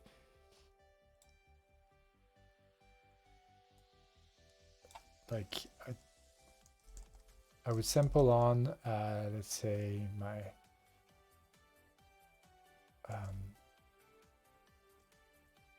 send up and my whatever go, where my send ups will take an ops, some ops and the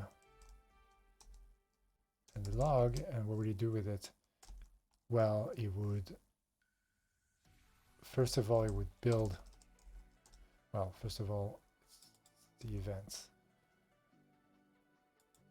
So we get the event. So it will build prime the event.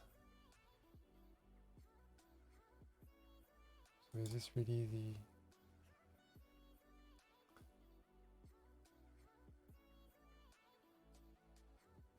I think this is equivalent.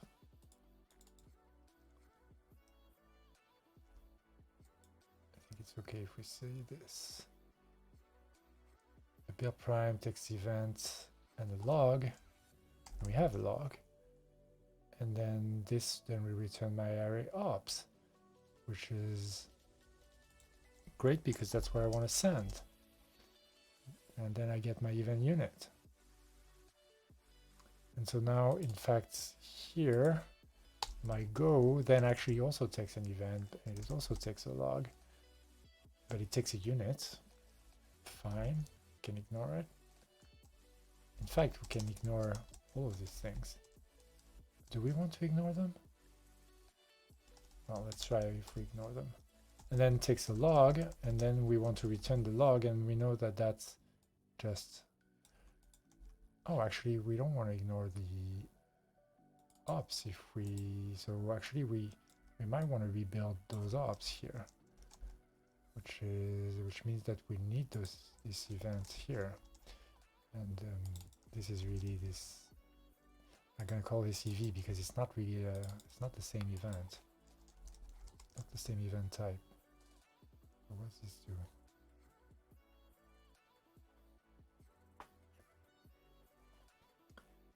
So let's double check our types. We want the type of go to be, okay, set the type of send ups is this event, which is this other event, the event.event.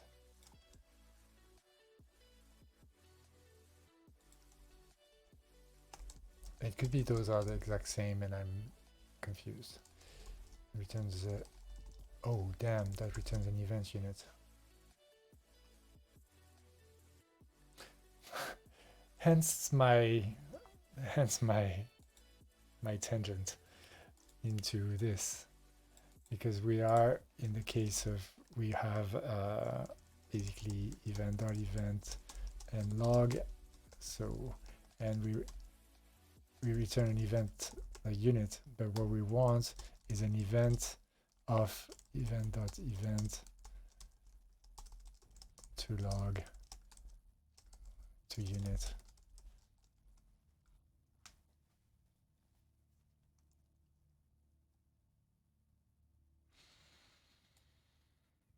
And so maybe that is the reverse, maybe that is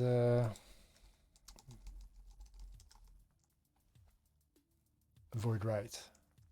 Maybe we can do this with void right, where we ignore the return value of the computation and we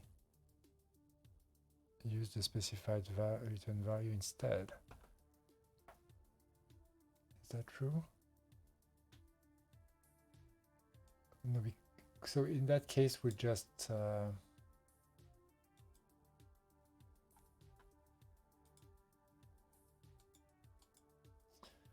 we just need to pass whatever is useful for that computation, and that's just event. We can rebuild the rest. So if instead we return event here,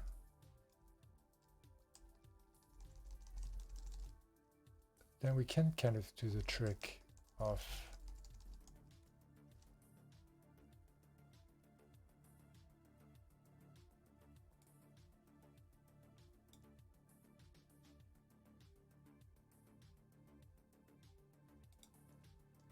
returning the event, like this.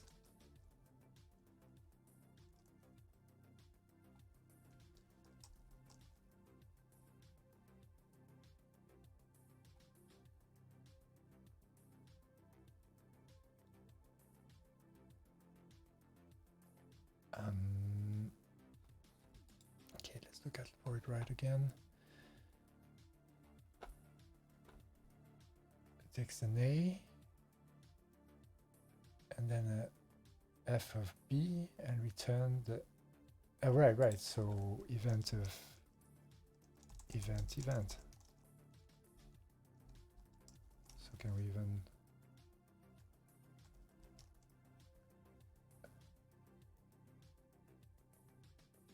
could not much type event with event.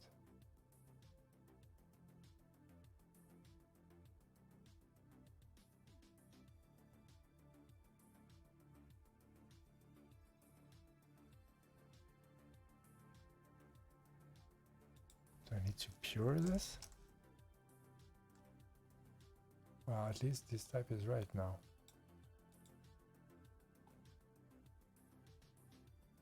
That's strange. I thought that because this send would be an event unit,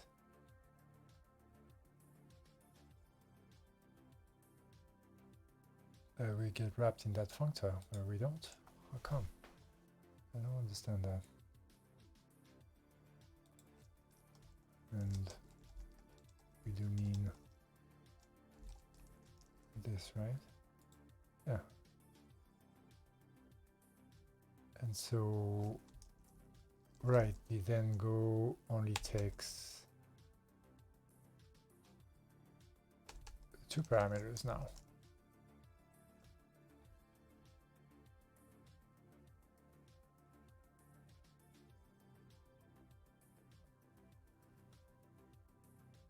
Sample on.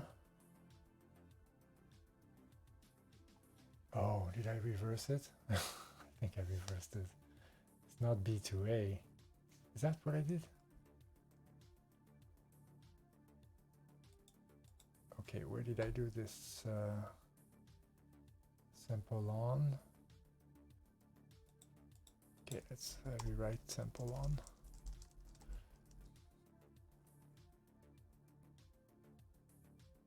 Event A to B, event B.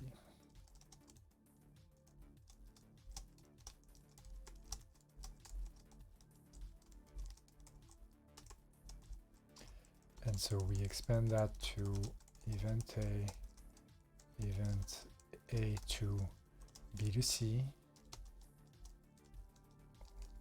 And, well, B to B really, it's fine. You don't need to make it more complicated. And event B to B. So hopefully that holds. Yeah, there's no reason why it wouldn't. And then we then have event of EV and EV log to log and event log to log. Except that, right, except that, no, this is fine. Yeah, it takes an action. And so,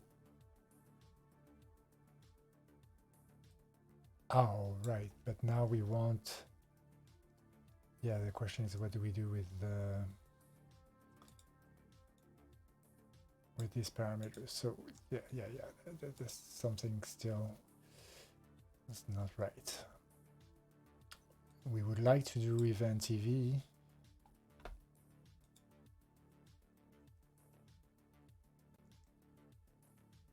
Oh.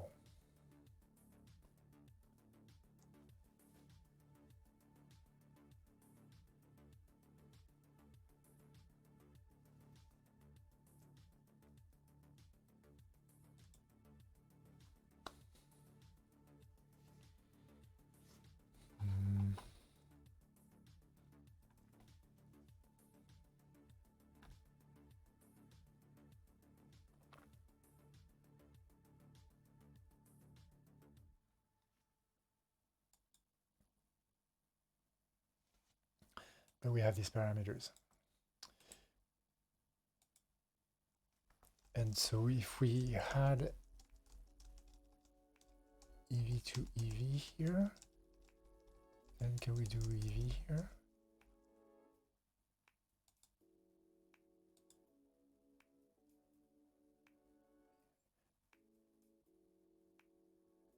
And then we're back to doing this, right? Or maybe this is slightly different.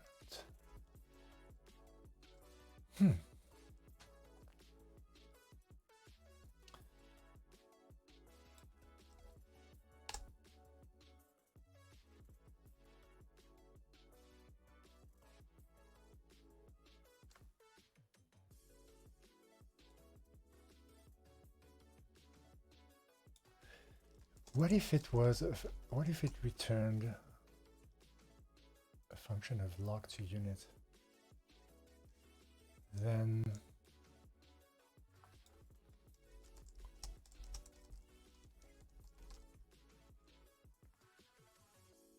yeah, but then this log is not this log. That's the problem. Yeah, this doesn't work. This doesn't work even if I'm not thinking. Yeah, it doesn't work.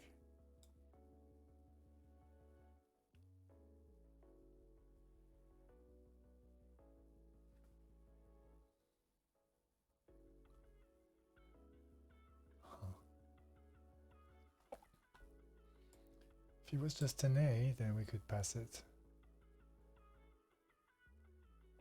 But we want...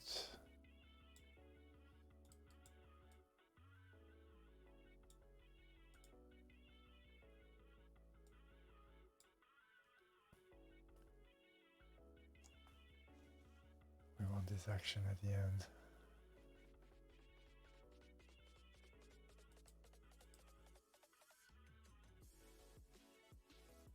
Wow, this is hard.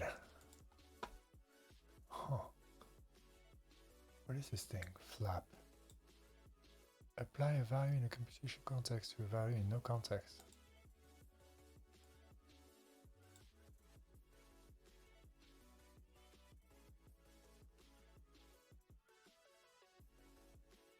Generalize this flip.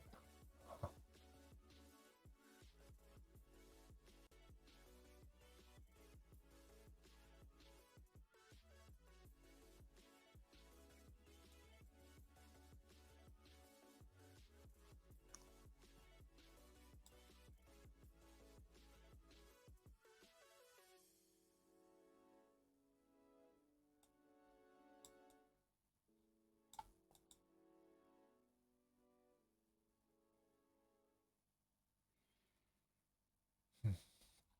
Okay, this is confusing me. Yeah.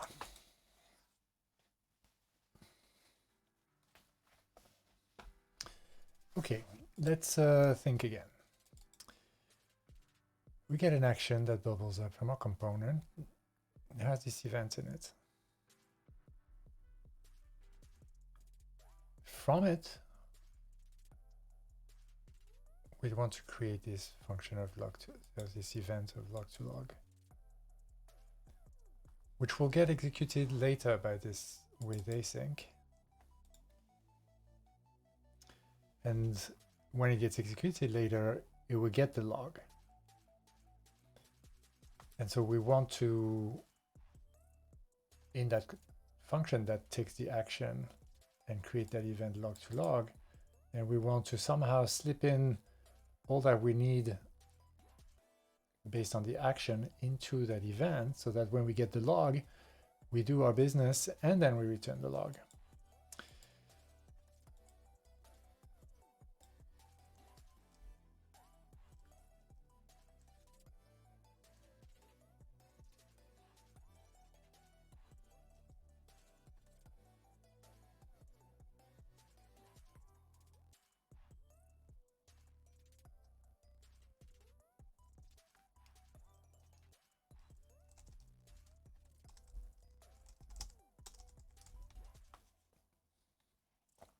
We know we want to return the log at the end.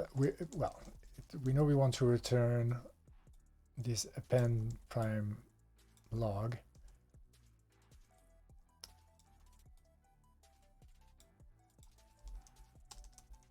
With the ops, such as the ops are this.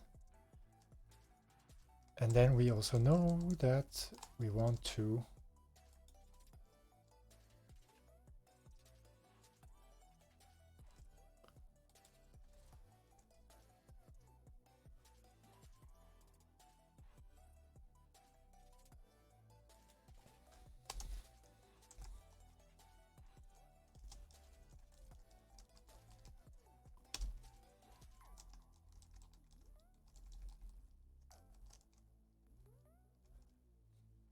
so that would work.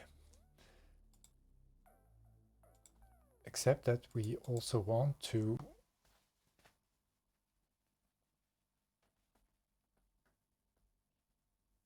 get past the log. And we also want to do something else.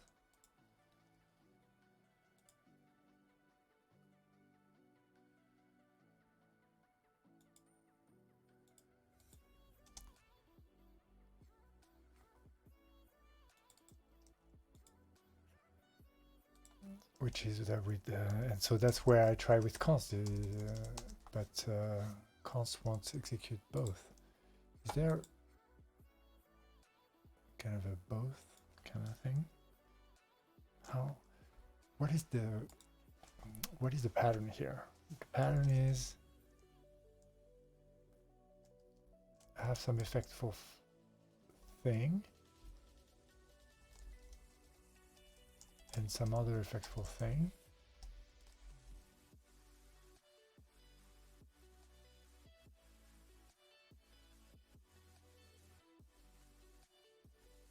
And I want to run them both.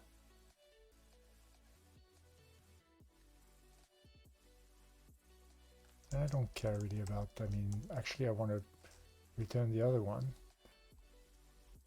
but after running them both. So it sounds like I need to, yeah, that's where I was before. It's like, it sounds like I need to interpret that event. Oh, right. So, so I get the log.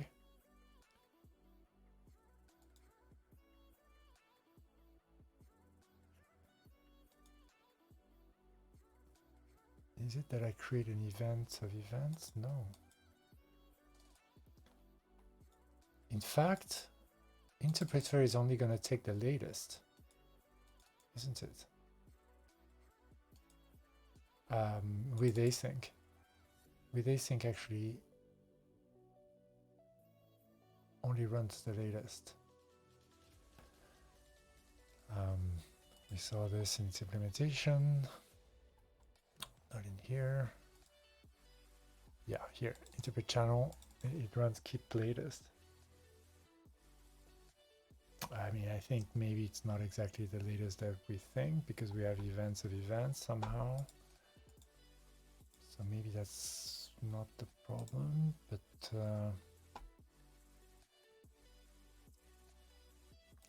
so if we look again at this, what are the ways that we can trigger an event? Create an event, that just creates an event, it doesn't run it. Isn't push just a way to get to run the event? It doesn't have anything on it. Class is event.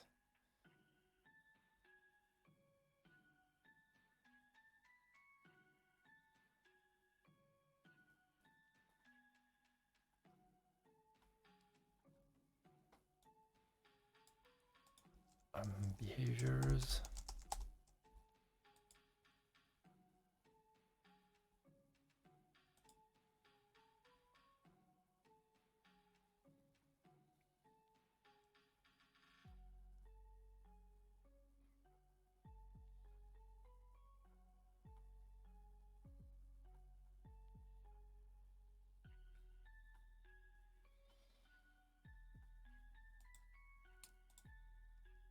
Isn't there a push in there?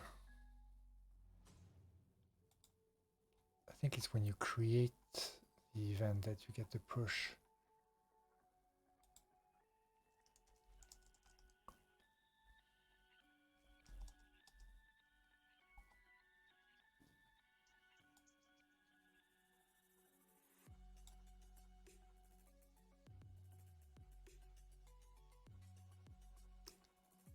Creates an event and a function which supplies a value to that event.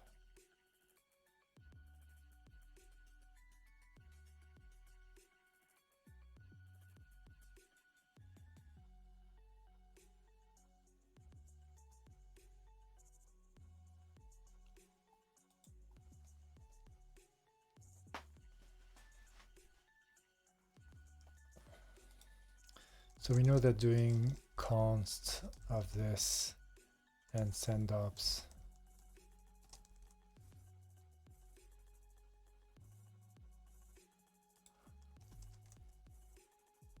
that this would in theory work, but it doesn't send the ops.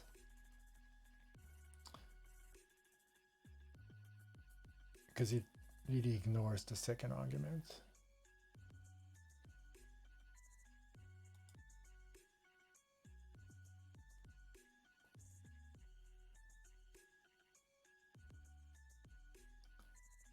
Can we make one event with two is one question.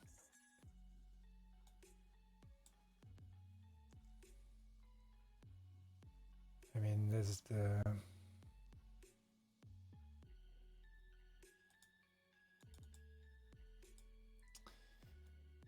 right, there's the possibility that instead of using pure, that we actually we create.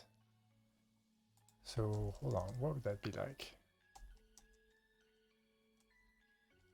Okay, let's keep this somewhere, and let's retry. Okay.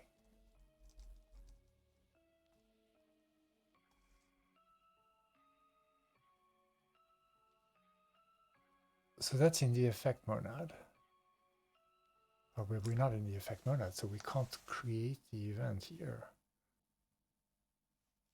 We need to create it like outside.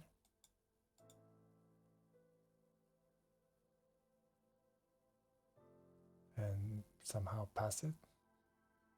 That's super strange.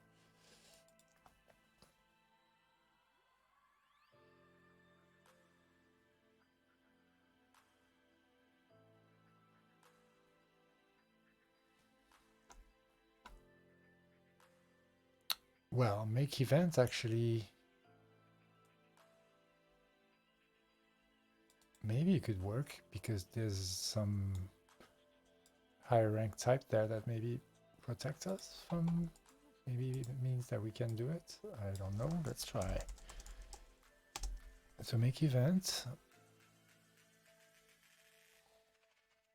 needs this function.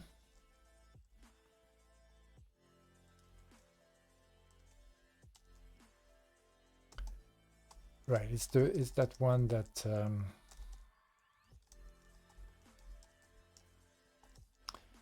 that means that we have to return pure unit afterwards, I think.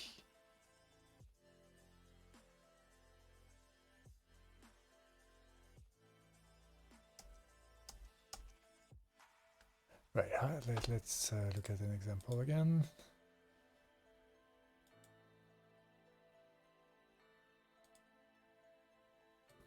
From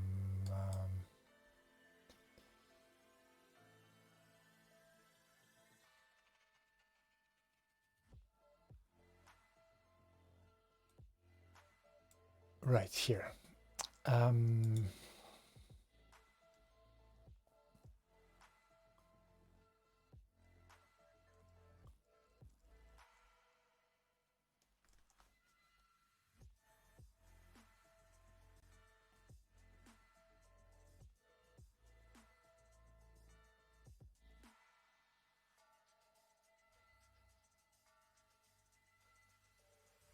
Does this mean we need to handle subscribers manually if we do this?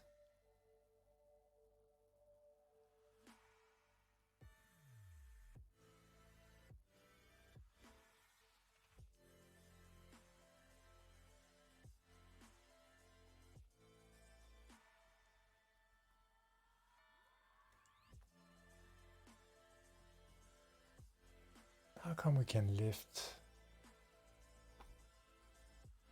Yeah, we can lift it. Ah, okay, okay. So when we do pure, we can replace it by make event, which is the same as event. Okay, and then do, and then K of our function of log to log.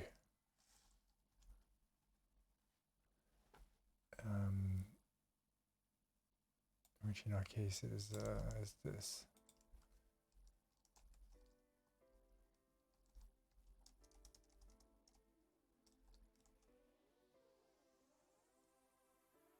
And that does type check.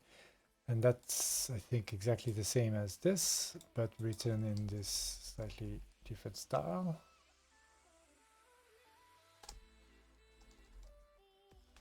A very different style, but in which we somehow well, what is it?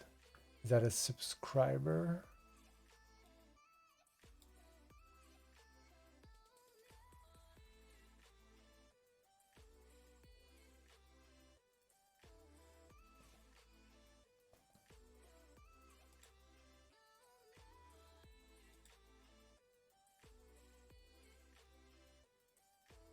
Where would be the K already?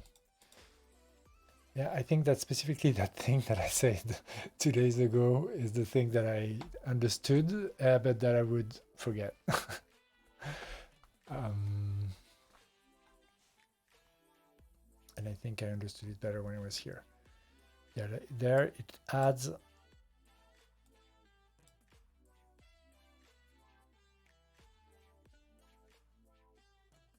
that function from A to effect unit to the list of subscribers. It can be deleted, but it's such that when anything else pushes an A to that event, in our case a log, then all subscribers will get their K applied to that log. And so, but the K here is really is that function that we get out. So there is a kind of an event of event there, and that's why it's using the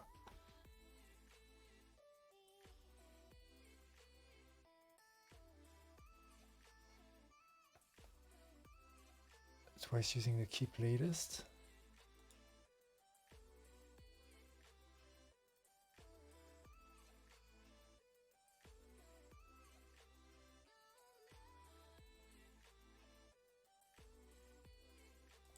What's the type of K?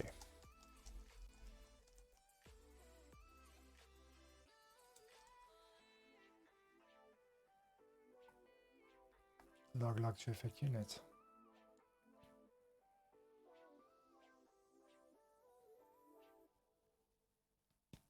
Yeah, which is a to effect unit, but yeah, that's doesn't help me understand.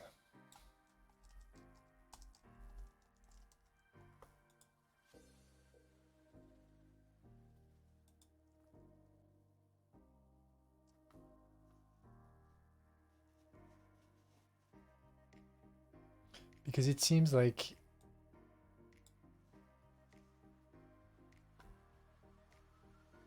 that a subscriber would get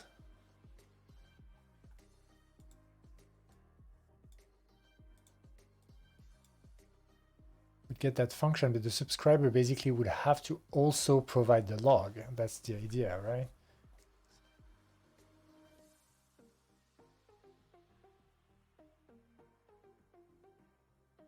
Can it even do that?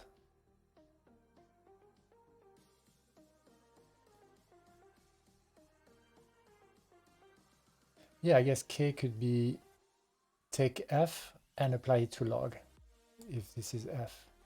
So K could be take the F and then apply F to like whatever log would be some constant that K would have access to at that point.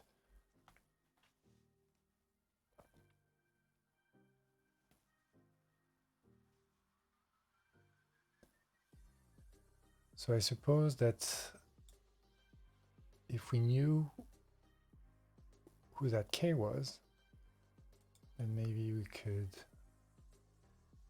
understand how this worked better. Like what is subscribing to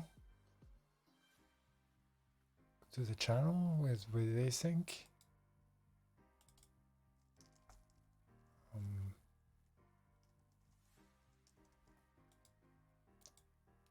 Channel. Yeah.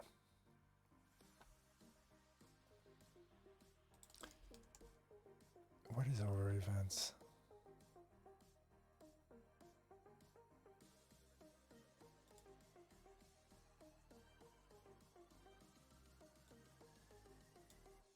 All right.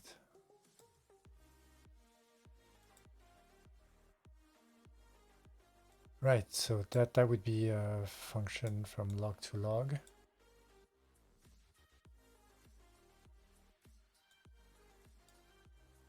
And then you have a stream of events. And you create a new stream of events for which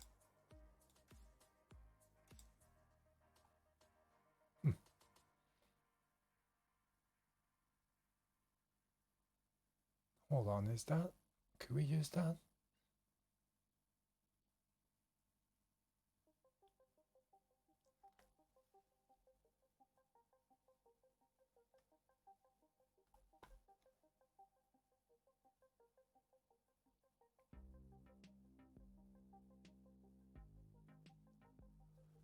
Or is that exactly that? Is that going to lead us exactly into the same corner?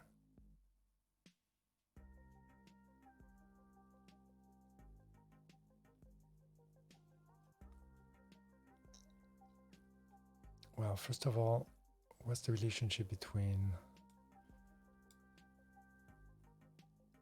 this type and the actual FRP event type?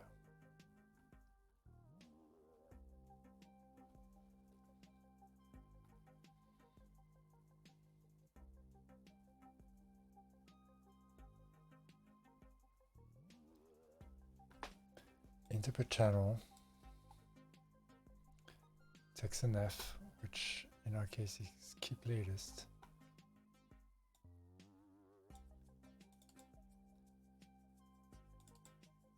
Which will be able to deal with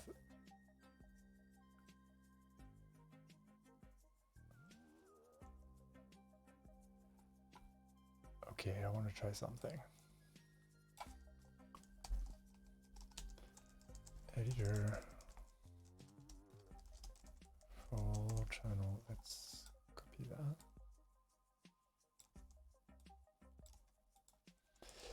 I want to do interpret channel and then use identity instead of keep latest. And then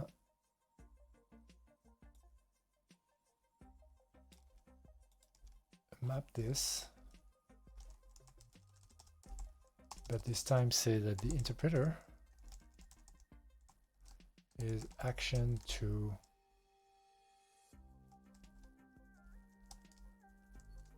log to log.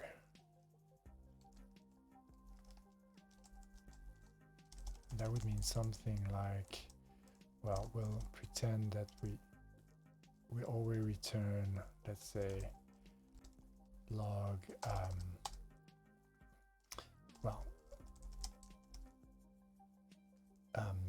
we had something like this before, right? Yeah, we just append the null op. In fact, we could even build an op, like a simple op, like append up root alpha as an op, but we could build a better one. Let's find one. Test alpha log root. Yep. P. How about alpha up P? Yep. Alpha up P. I just need to get this from here, for instance, yeah. And then we just add P.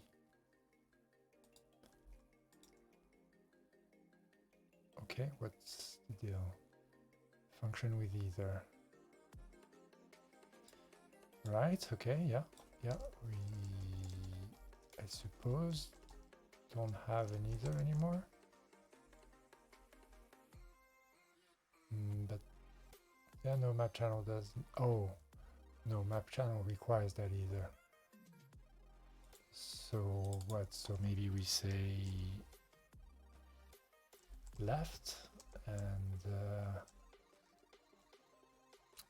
we mean the either left.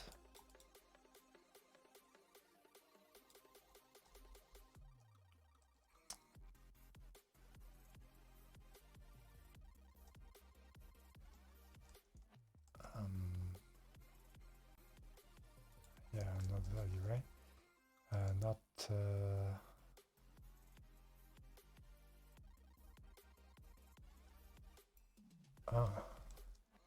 there's no left in data either.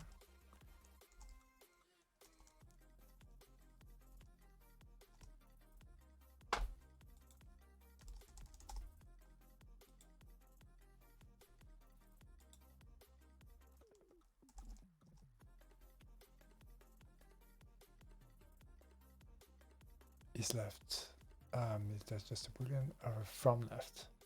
That's partial, so either is the one we need to use, but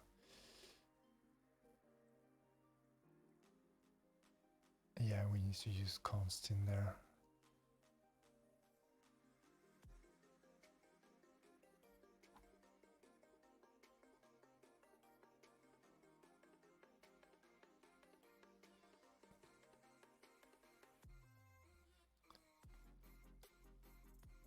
Yeah, we need to use either. Okay, either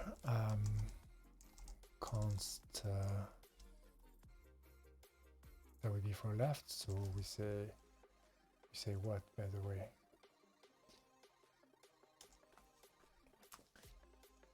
Well, identity, in fact.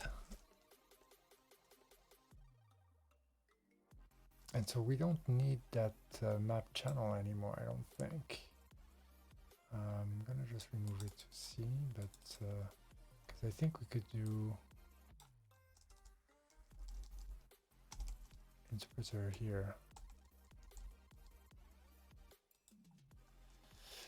I don't know.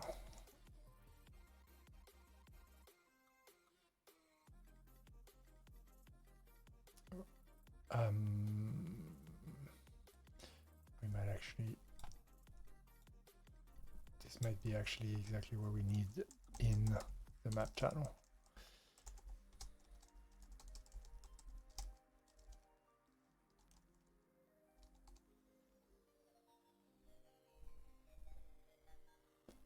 Action with either T0 action.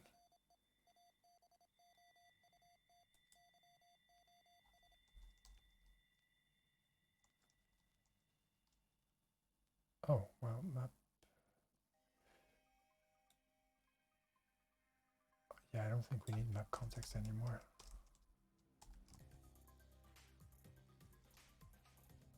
What do we have here?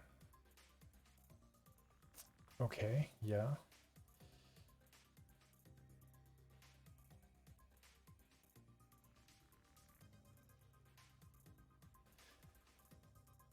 Yeah, that makes sense. So, right, so in fact,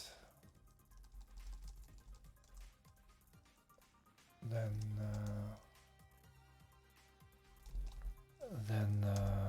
identity. No.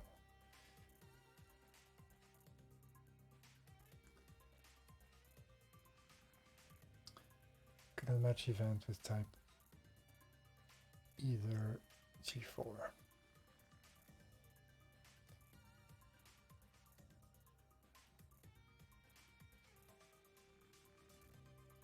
So interpreter does need an event. Yeah, I was thinking if this keep latest business was in fact flattening two events, then that there was some event somewhere in there. But interpret channel actually is supposed to take an event to an event of either, or rather that the function is being passed, which I thought I would be doing here, but actually, yeah, actually I'm doing it. I would need to leave that. Yeah, that doesn't even work.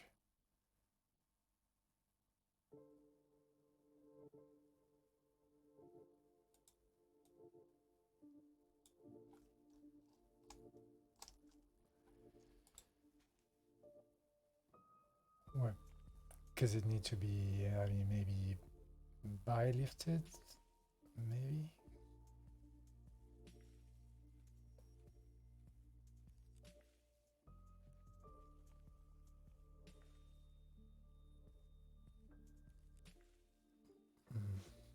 Yeah, it's unclear.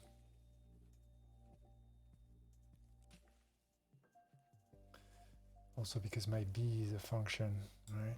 So all of this is tricky. Yeah, function of I2O.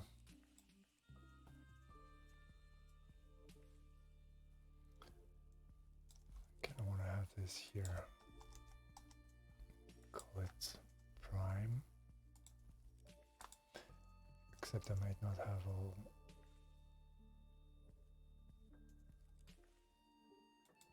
But yeah, I can import that. Right. Or does it not export it? It doesn't export the constructor. No.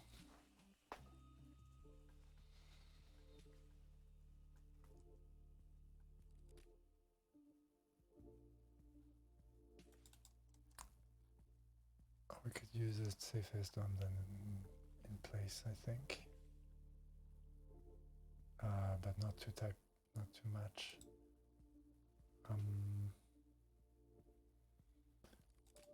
Then we could use it here, and then can I remove the constructor to get the function?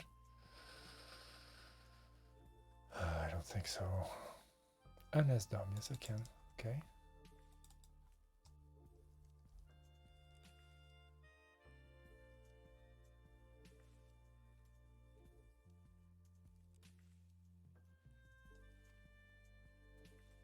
So right, SD.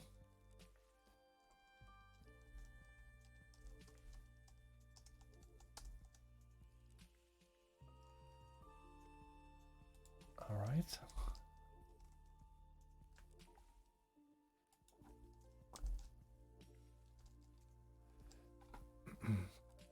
That I think is the alternative one, yeah.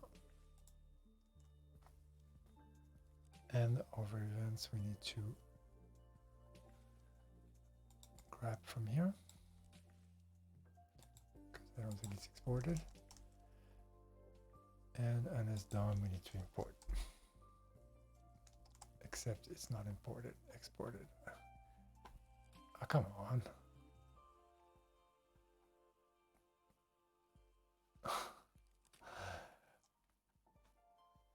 Thought I was always almost there.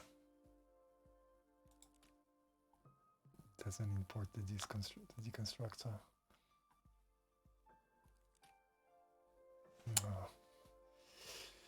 Well, I mean, we could always fork it if I need to sort of dig into it to try and understand what's happening.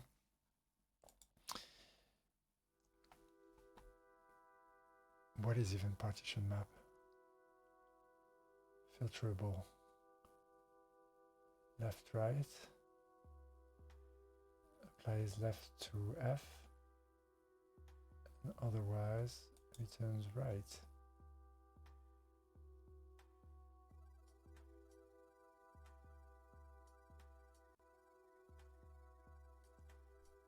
Huh. So it could be that the code that does the interpretation is in fact sort of done by attach, or even maybe done by, yeah, it is actually, isn't it? That's where like the top level event is created and the subscription to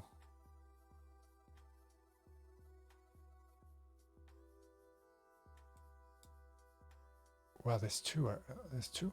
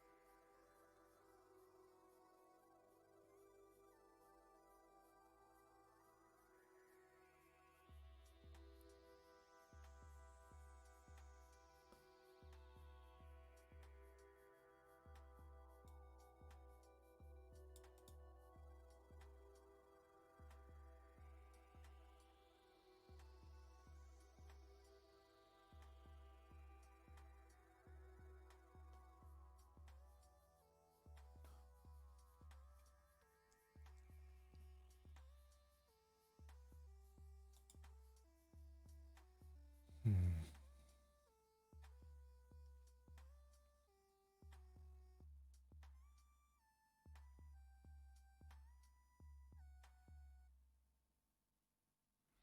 So yeah, I definitely think that this is the top level machinery that is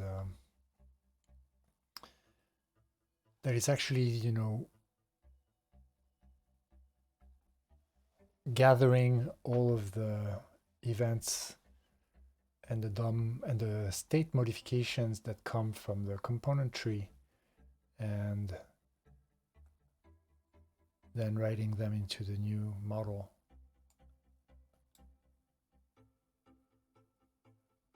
Like the events, yeah, see that E there? I bet you that that's the log to log. Well, actually it's the either of void and log to log. So that E is the either that gets shipped. So when we do with async here,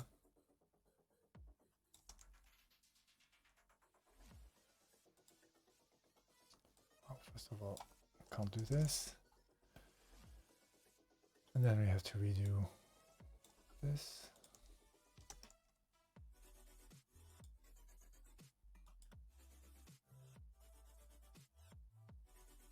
And then we have to put event here and wrap this into pure. Right.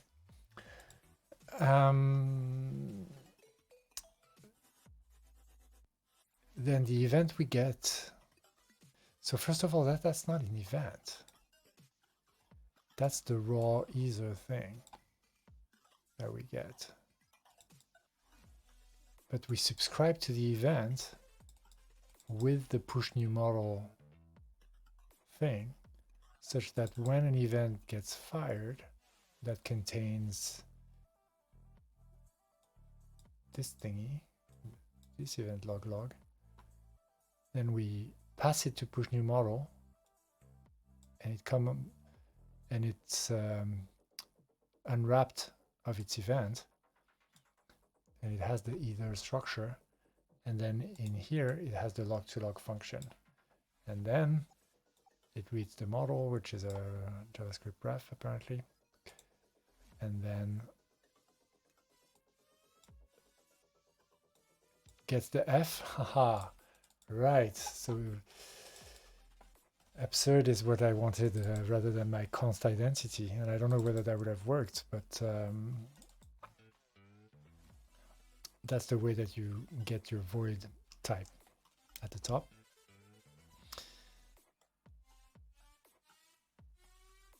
And so that extracts the function now from, so now f is actually our log to log.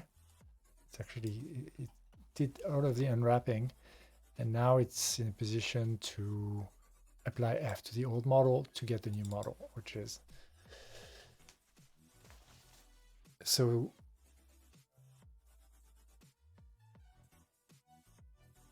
I mean, there is a hacky way, right? We could rewrite, until we understand how this is really supposed to work, we could fork this and then somehow pass in some other stuff in there that we could use to kind of monkey patch in some sense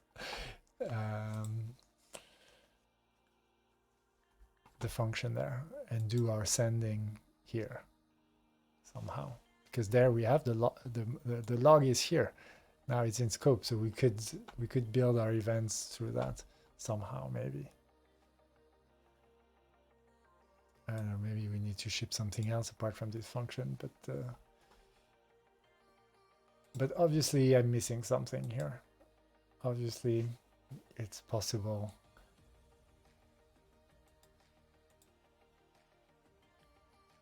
And it feels like it feels like it's a matter of being able to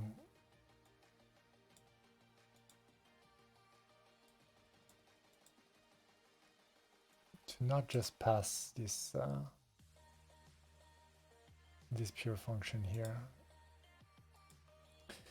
Right, so what happens when there's interval 100 here then, right? And this little void thingy, right? So that's supposed to work, right? So then in that case, that's the type of event log. And then when does this get executed then? Because when we subscribe, the E, does it get executed right there and then when the action gets passed, or does it get deferred to when maybe the events fire, when this subscribe fires?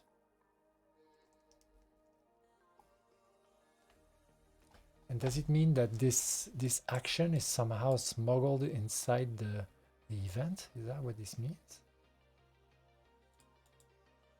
Maybe because this requires a functor instance. Is this because the functor instance of event is special?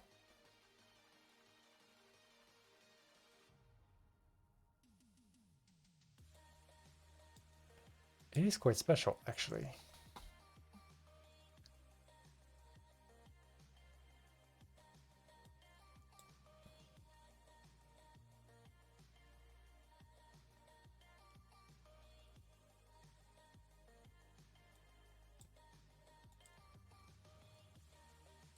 So hold on, how does this work with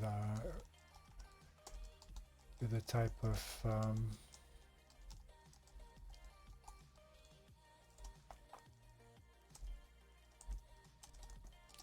this is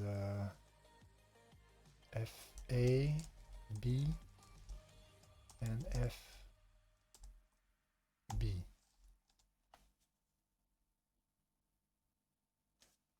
And what's the implementation of it?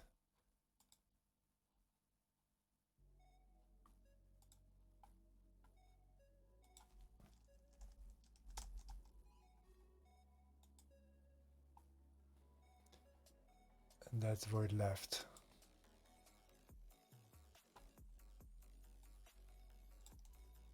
Huh, it's just const x. So how the hell does this work then? Because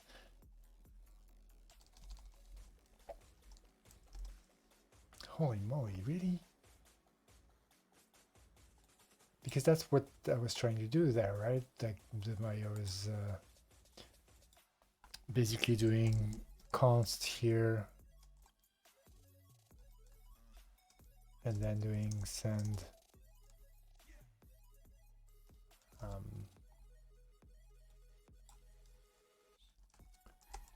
write ev and doing send if yeah, I need some let, but that was it, right? That was let ops equals build prime ev log and in const send ops, right?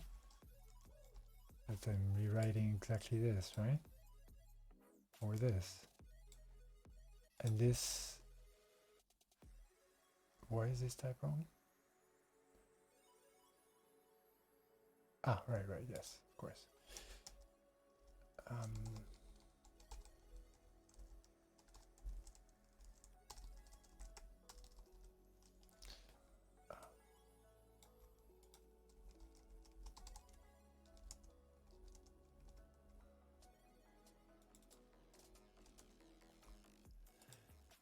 Yeah, so that sounds like exactly the same trick, but well, in fact, we remove this here and do pure, right? Yeah. That sounds like pretty much the same trick, except like in a slightly different order, but maybe not even.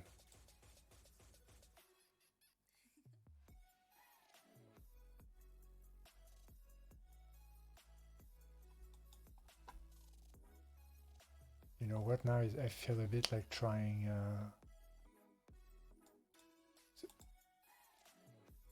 or maybe this just doesn't work. That's also possible.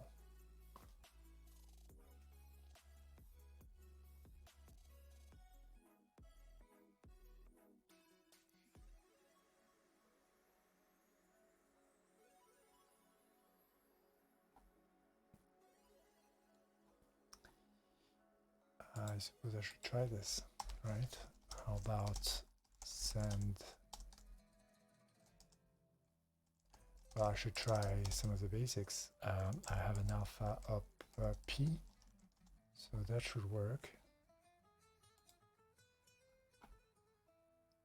S is not defined. Okay, so indeed we did touch that JavaScript now, and we did get send.swarm. Okay, and so because yeah, S should be defined here,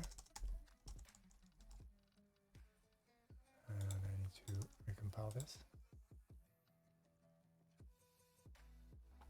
and cannot read property right of undefined. So that's because S hasn't been defined yet. That the reason being that I need to have a peer for that.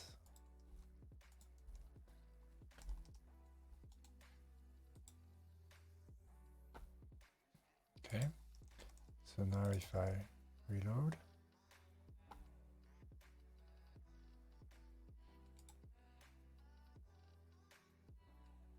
okay, well, you have those connections. I suppose that sending here is probably not the right idea. Attach is in the effect monad, so I could do this after attaching.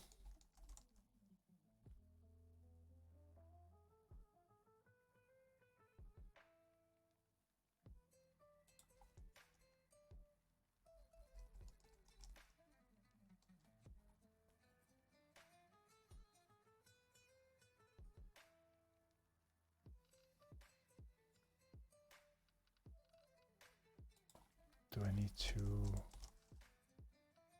Yeah.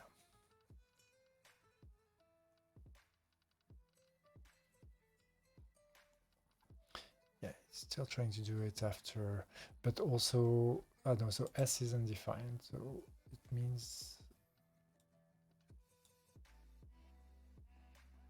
it doesn't get the socket. Well, of course, because then it's, yeah, it's after, it still hasn't connected to the swarm. So maybe I should wait for this. I mean, this is ugly and don't do this at home, but just want to, I mean, I guess I'm also confused about where I'm troubleshooting here. I imagine I just want something to work.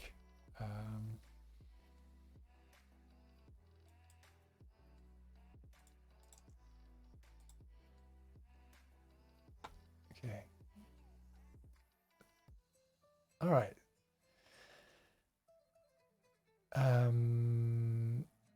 So we send, and then it tells us that send is not a function.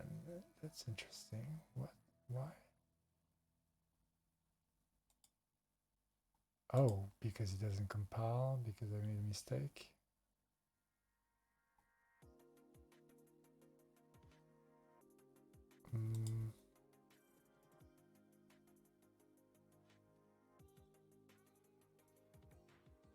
No, it looks all right.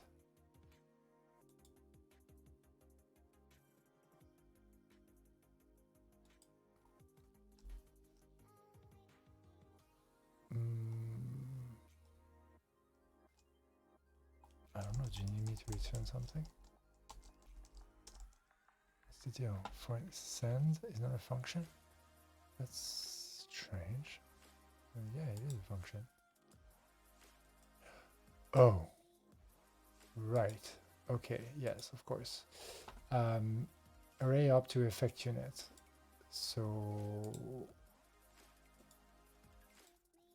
yeah, I think we need to wrap it like this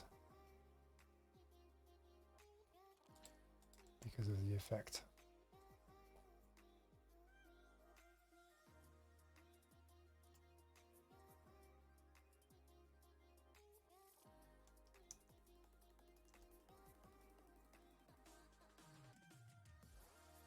Okay, so we might have written something out.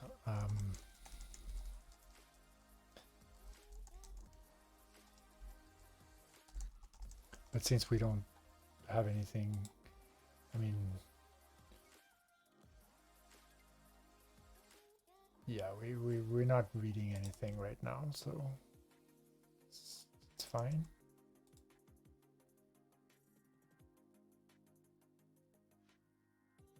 Okay, so if we did have something, then we'd be sending a payload, and that's because of that send up here after attachment. But then if I press something, then I don't get. Okay, well, first of all, yeah, I get some problems of duplicates because I'm not building the ops properly. Oh yeah, because I'm not sending ops here. I'm sending the same thing all the time. But it seems like I'm not sending ops. Yeah, clearly I'm not sending ops. So this send ops we know works, but oh no, actually I know that send underscore works, but I need to check that I can somehow trigger my event. And so that would mean what? That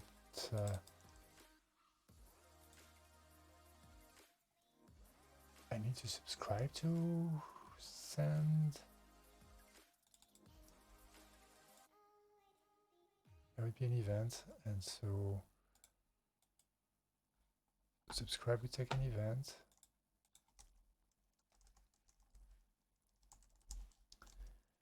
And do something like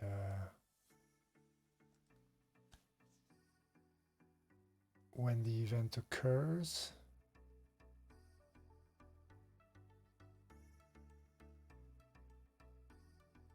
we know what to do with what is in it.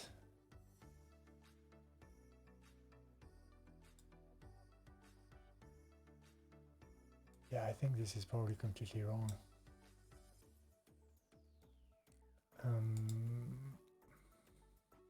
Hold on. Subscribe to event by providing a callback. So that can't be really an event, right? I think I've been confused with my events.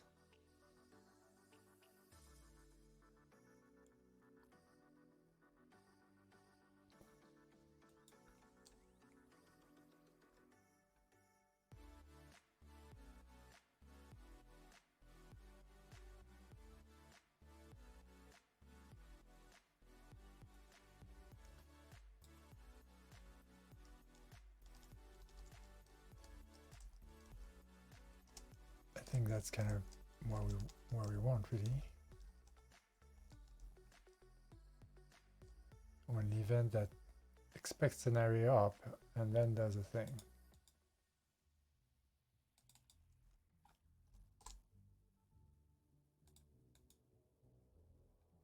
Such that when we have a subscriber, then we provide the area up to it.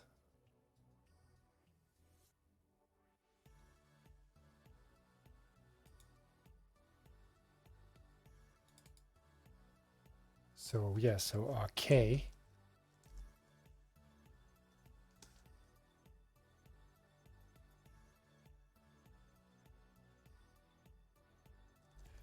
so calling an event send is wrong.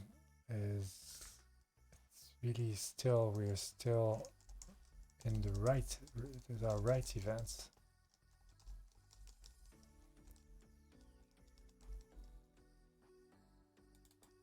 And maybe our callback will send, our subscription will send, but the event will wait for an array up, and so we won't have an array up here. What will we even have?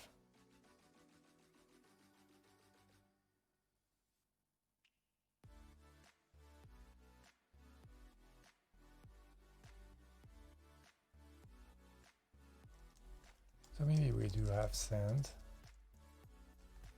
It's just that our callback takes the F and passes it to thing.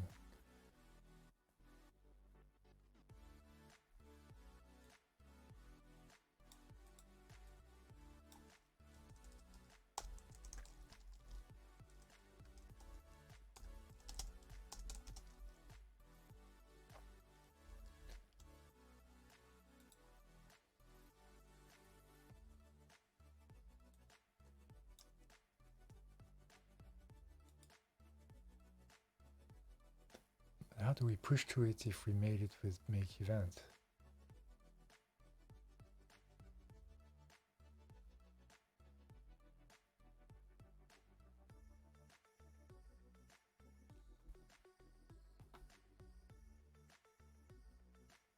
Feels like that's not the right way.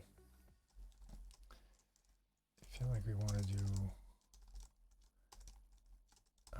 this thing of event and push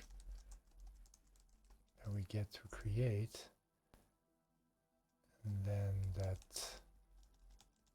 we'll subscribe to that event such that when we get the ops, then we send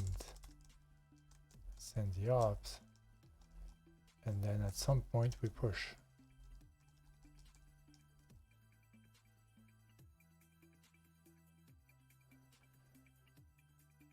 And then we push. Well, yeah, no, we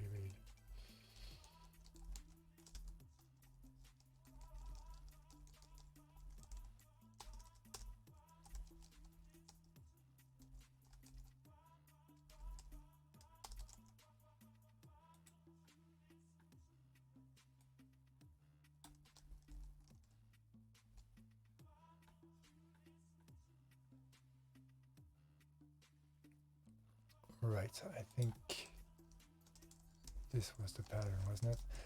There's just an unsubscription. Okay. So, carry property rights. Okay, yeah, so you did send again, did you? Okay, you get the new connection now. Okay, well, let's reload. Okay, so you did send the payload. So it's possible to do it like this. I mean, at least I need, and at least, well, I don't know how to create an event with make event. And now also, I think we just don't have the. So now I'm starting to really question this whole interval thing, to be honest. I'm like, is this even really working? If I do interval 2000 here, and then I do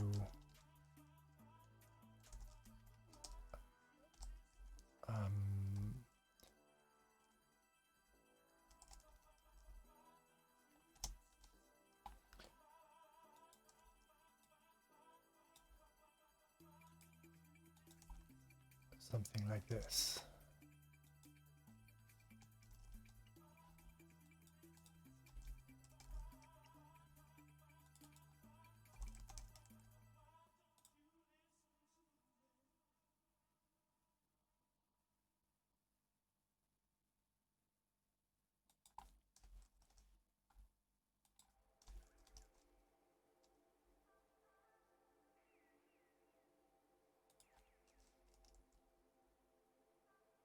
Okay.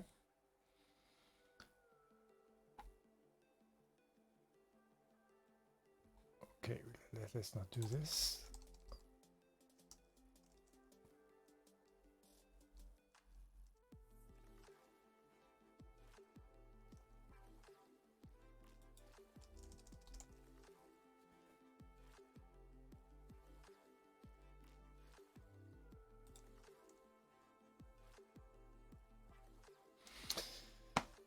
No, it does do it.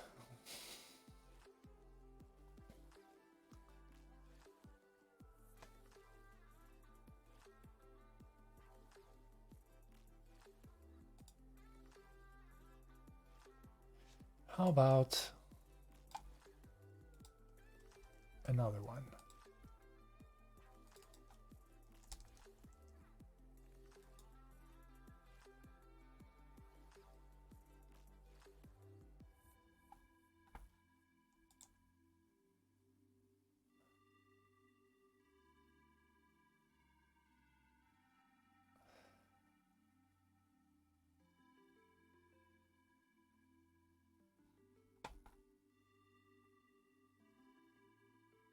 What's going on here? Is it continuing to... Oh, what? Yeah, it's cycling. Why is it?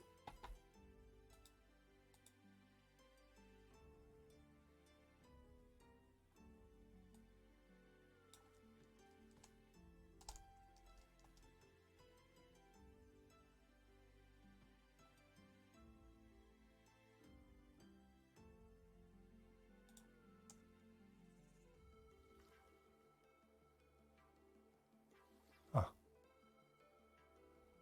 well, it could be the interaction with the spying statements there.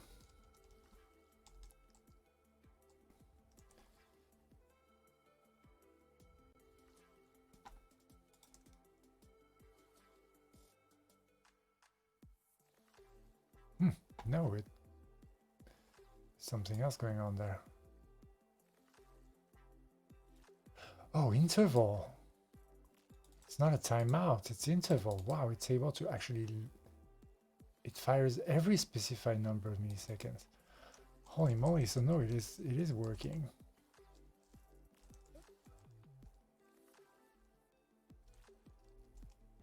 So in theory I could do like put this in parentheses and then say interval 2000 there. That doesn't work. I think because I need to do this instead.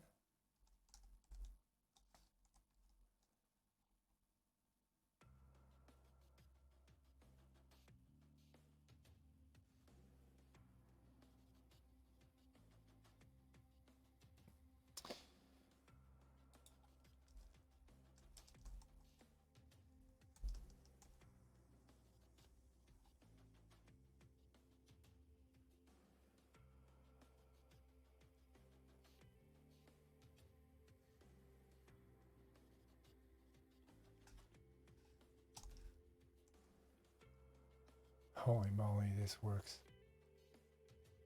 I'm not even sure what I did. I mean, I don't know if it works, to be honest, but... Right. So that's another const-like thing. Okay, but now... Oh no, it is working.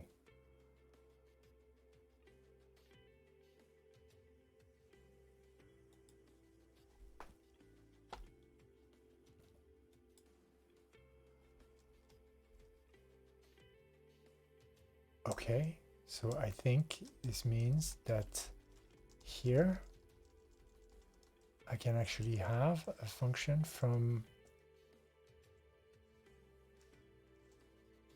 like I can have send, well, not exactly ops, but send build prime ev, because log would be passed. Right, except we don't have send anymore. Well, I suppose, well, yeah. But, okay, in principle, no.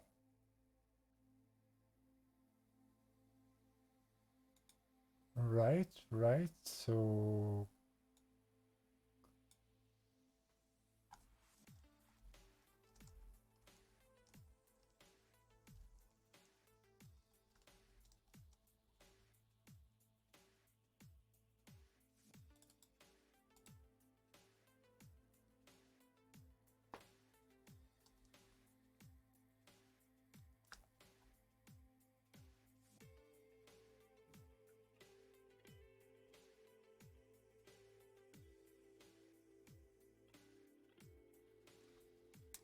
yeah, no, it won't work.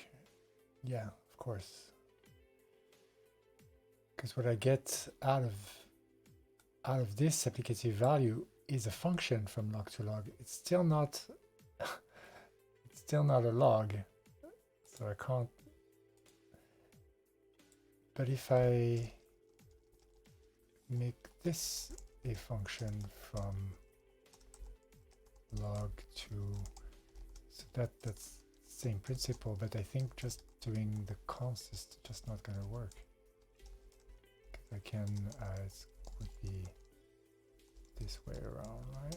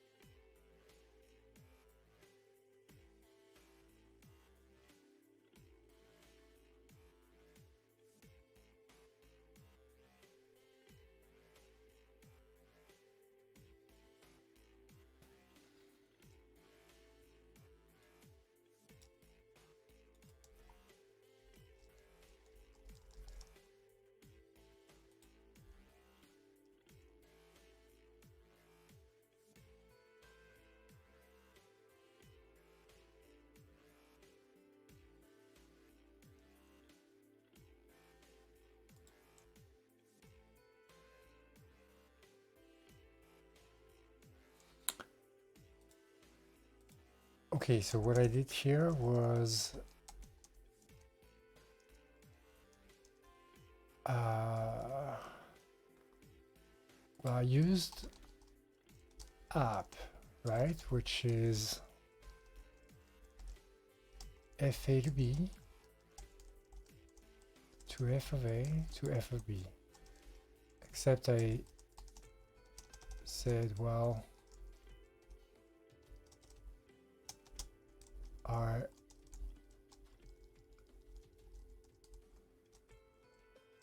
a is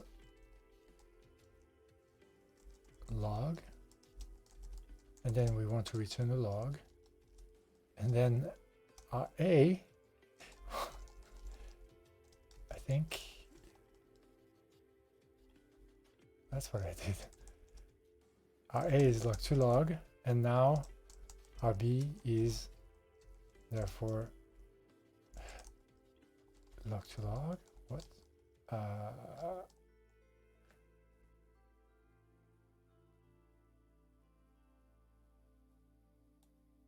Oh no, so yes, a log. No, I didn't do that. Is this a log to log to log? No, this is just log to log. So hold on. I think I did this then, but that doesn't make sense. That's not the right, that doesn't work, right? If I pass a log to this, yeah, no, it doesn't work. I need a log to log here. And even then I get a log back, so, oh boy. What's the type of this? It's not gonna work, right?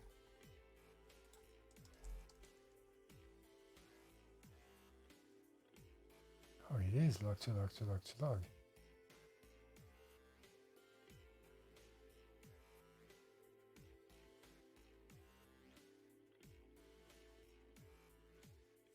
Because this is log to log. No, it's not even. No, because const log.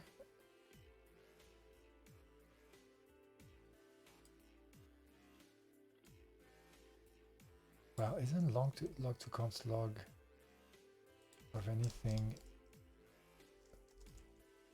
Isn't that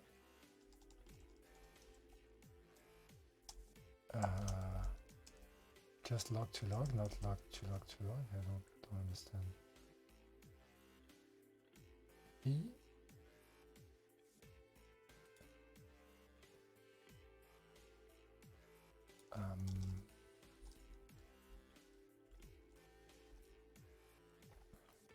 Really?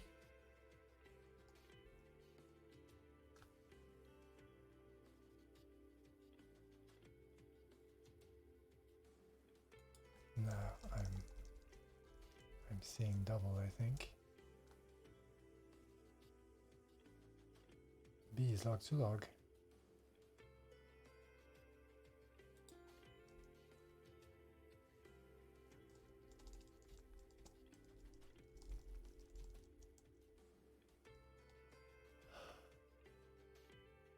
Oh, this is an F. This has type log to log.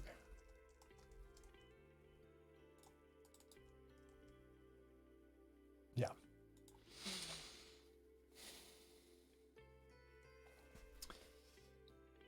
Yeah. So this does nothing. This is not, this type checks, but it's nothing. Definitely not what we want. Okay, well, I went way past and I got again lost quite a bit. This is tough learning.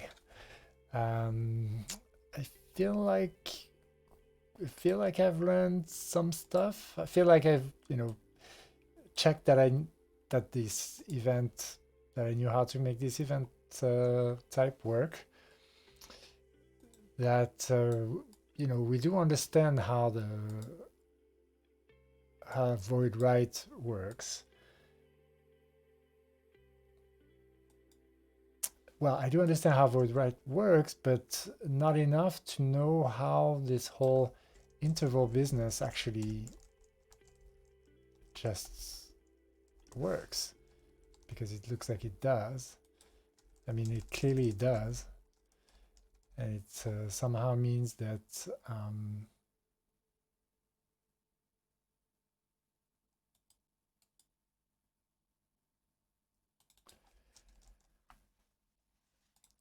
somehow means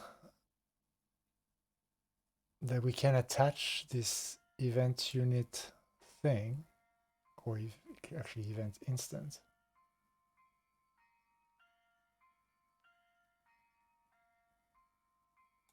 to this log-to-log function and get an event log-to-log and somehow execute both the repeating of the event and the state change.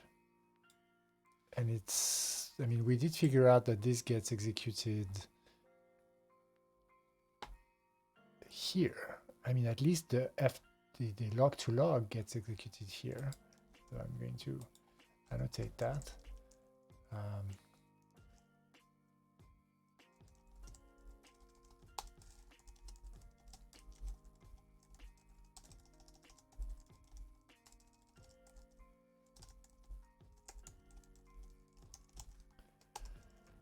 But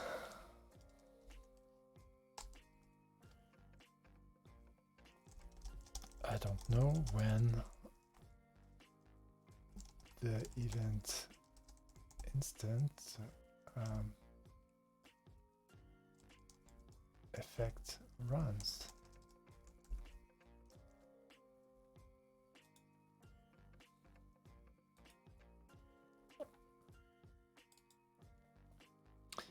So it'd be interesting, I think, to... Oh boy. June, you shouldn't do it. But I'm still gonna do it. Because it's fairly easy to do in Purescript, so let's take advantage of that. Browser chronofold. Experiment, sure. Git clone. Bam. And then we do packages and override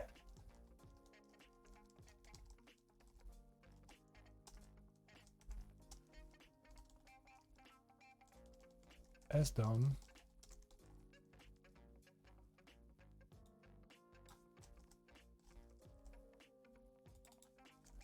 Purescript sdom.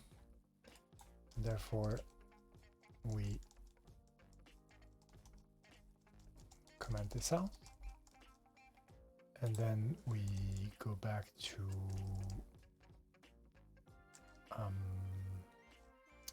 browser and spago build, I believe, or do we need to install?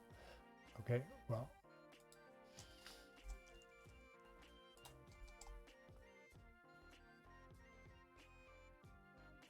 yes, because indeed there isn't. So, but that's all good because that's also easy to do. We just need to do spago init.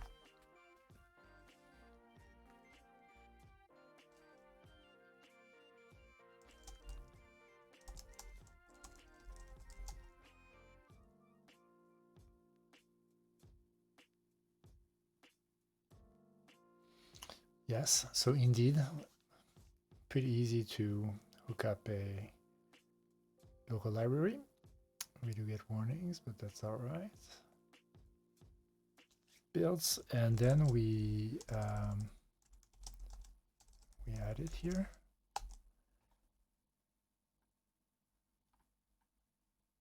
And we go to, where were we?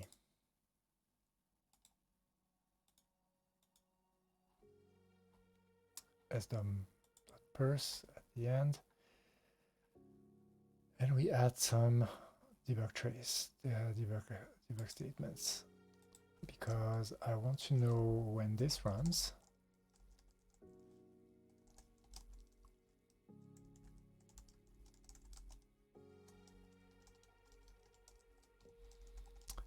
And then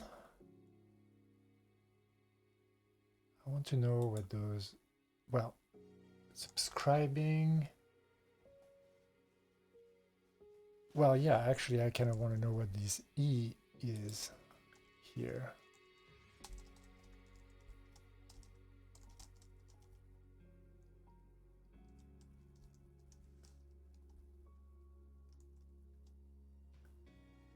And that's okay. I rebuild.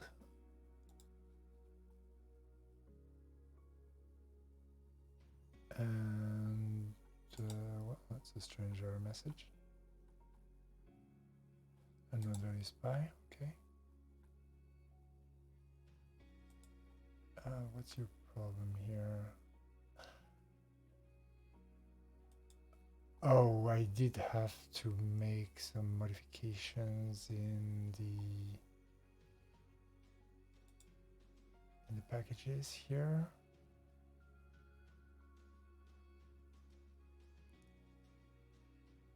Webdom, yeah, let's make sure that this is the correct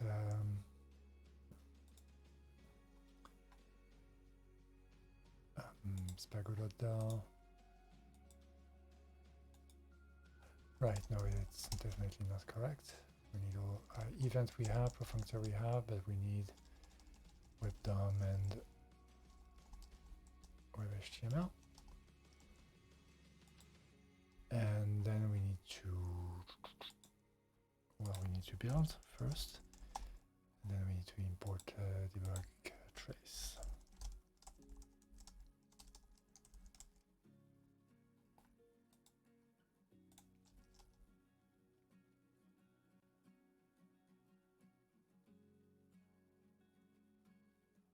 Okay. Okay.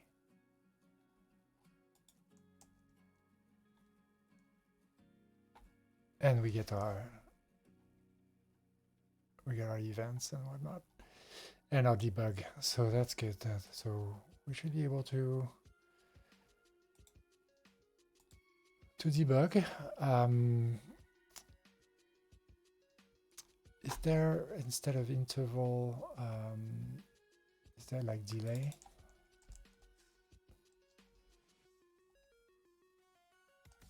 Might be, but not as a FRP event. Timeout.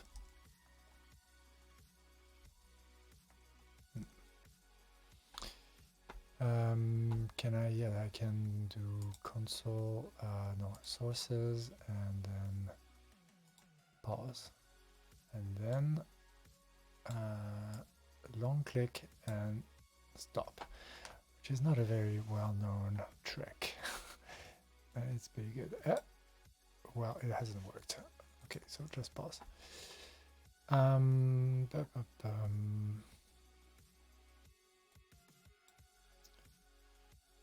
BN.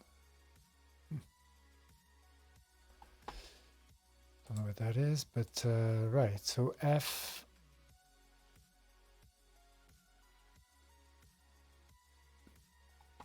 The E we get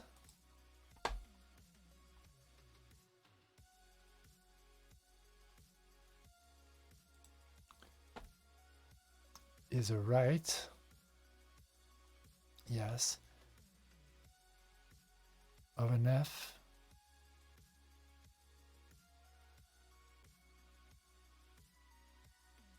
Which is a function from log to that thing. Right, so, and in here, we don't see the interval.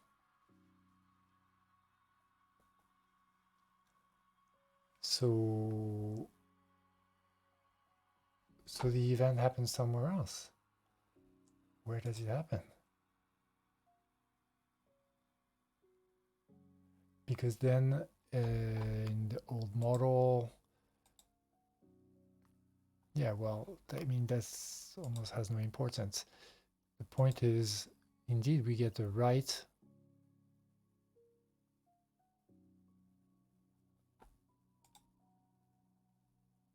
Does the closure matter?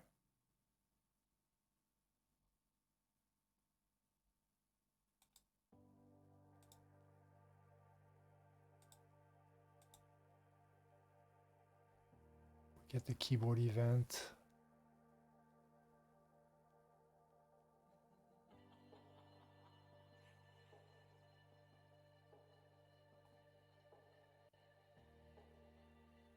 And the interpreter that has closure itself. And I'm not sure which interpreter we're talking about here.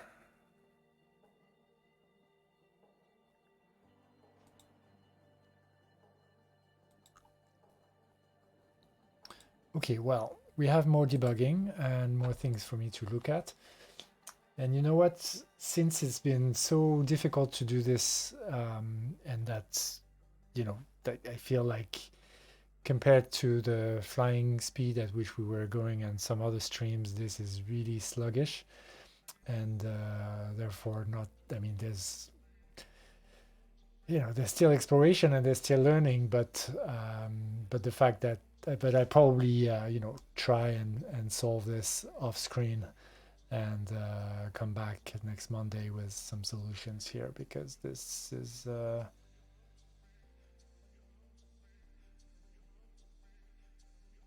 yeah, this is tough. So if you've watched this 3 hours, I mean, I don't know what to say. You're a hero of some sorts.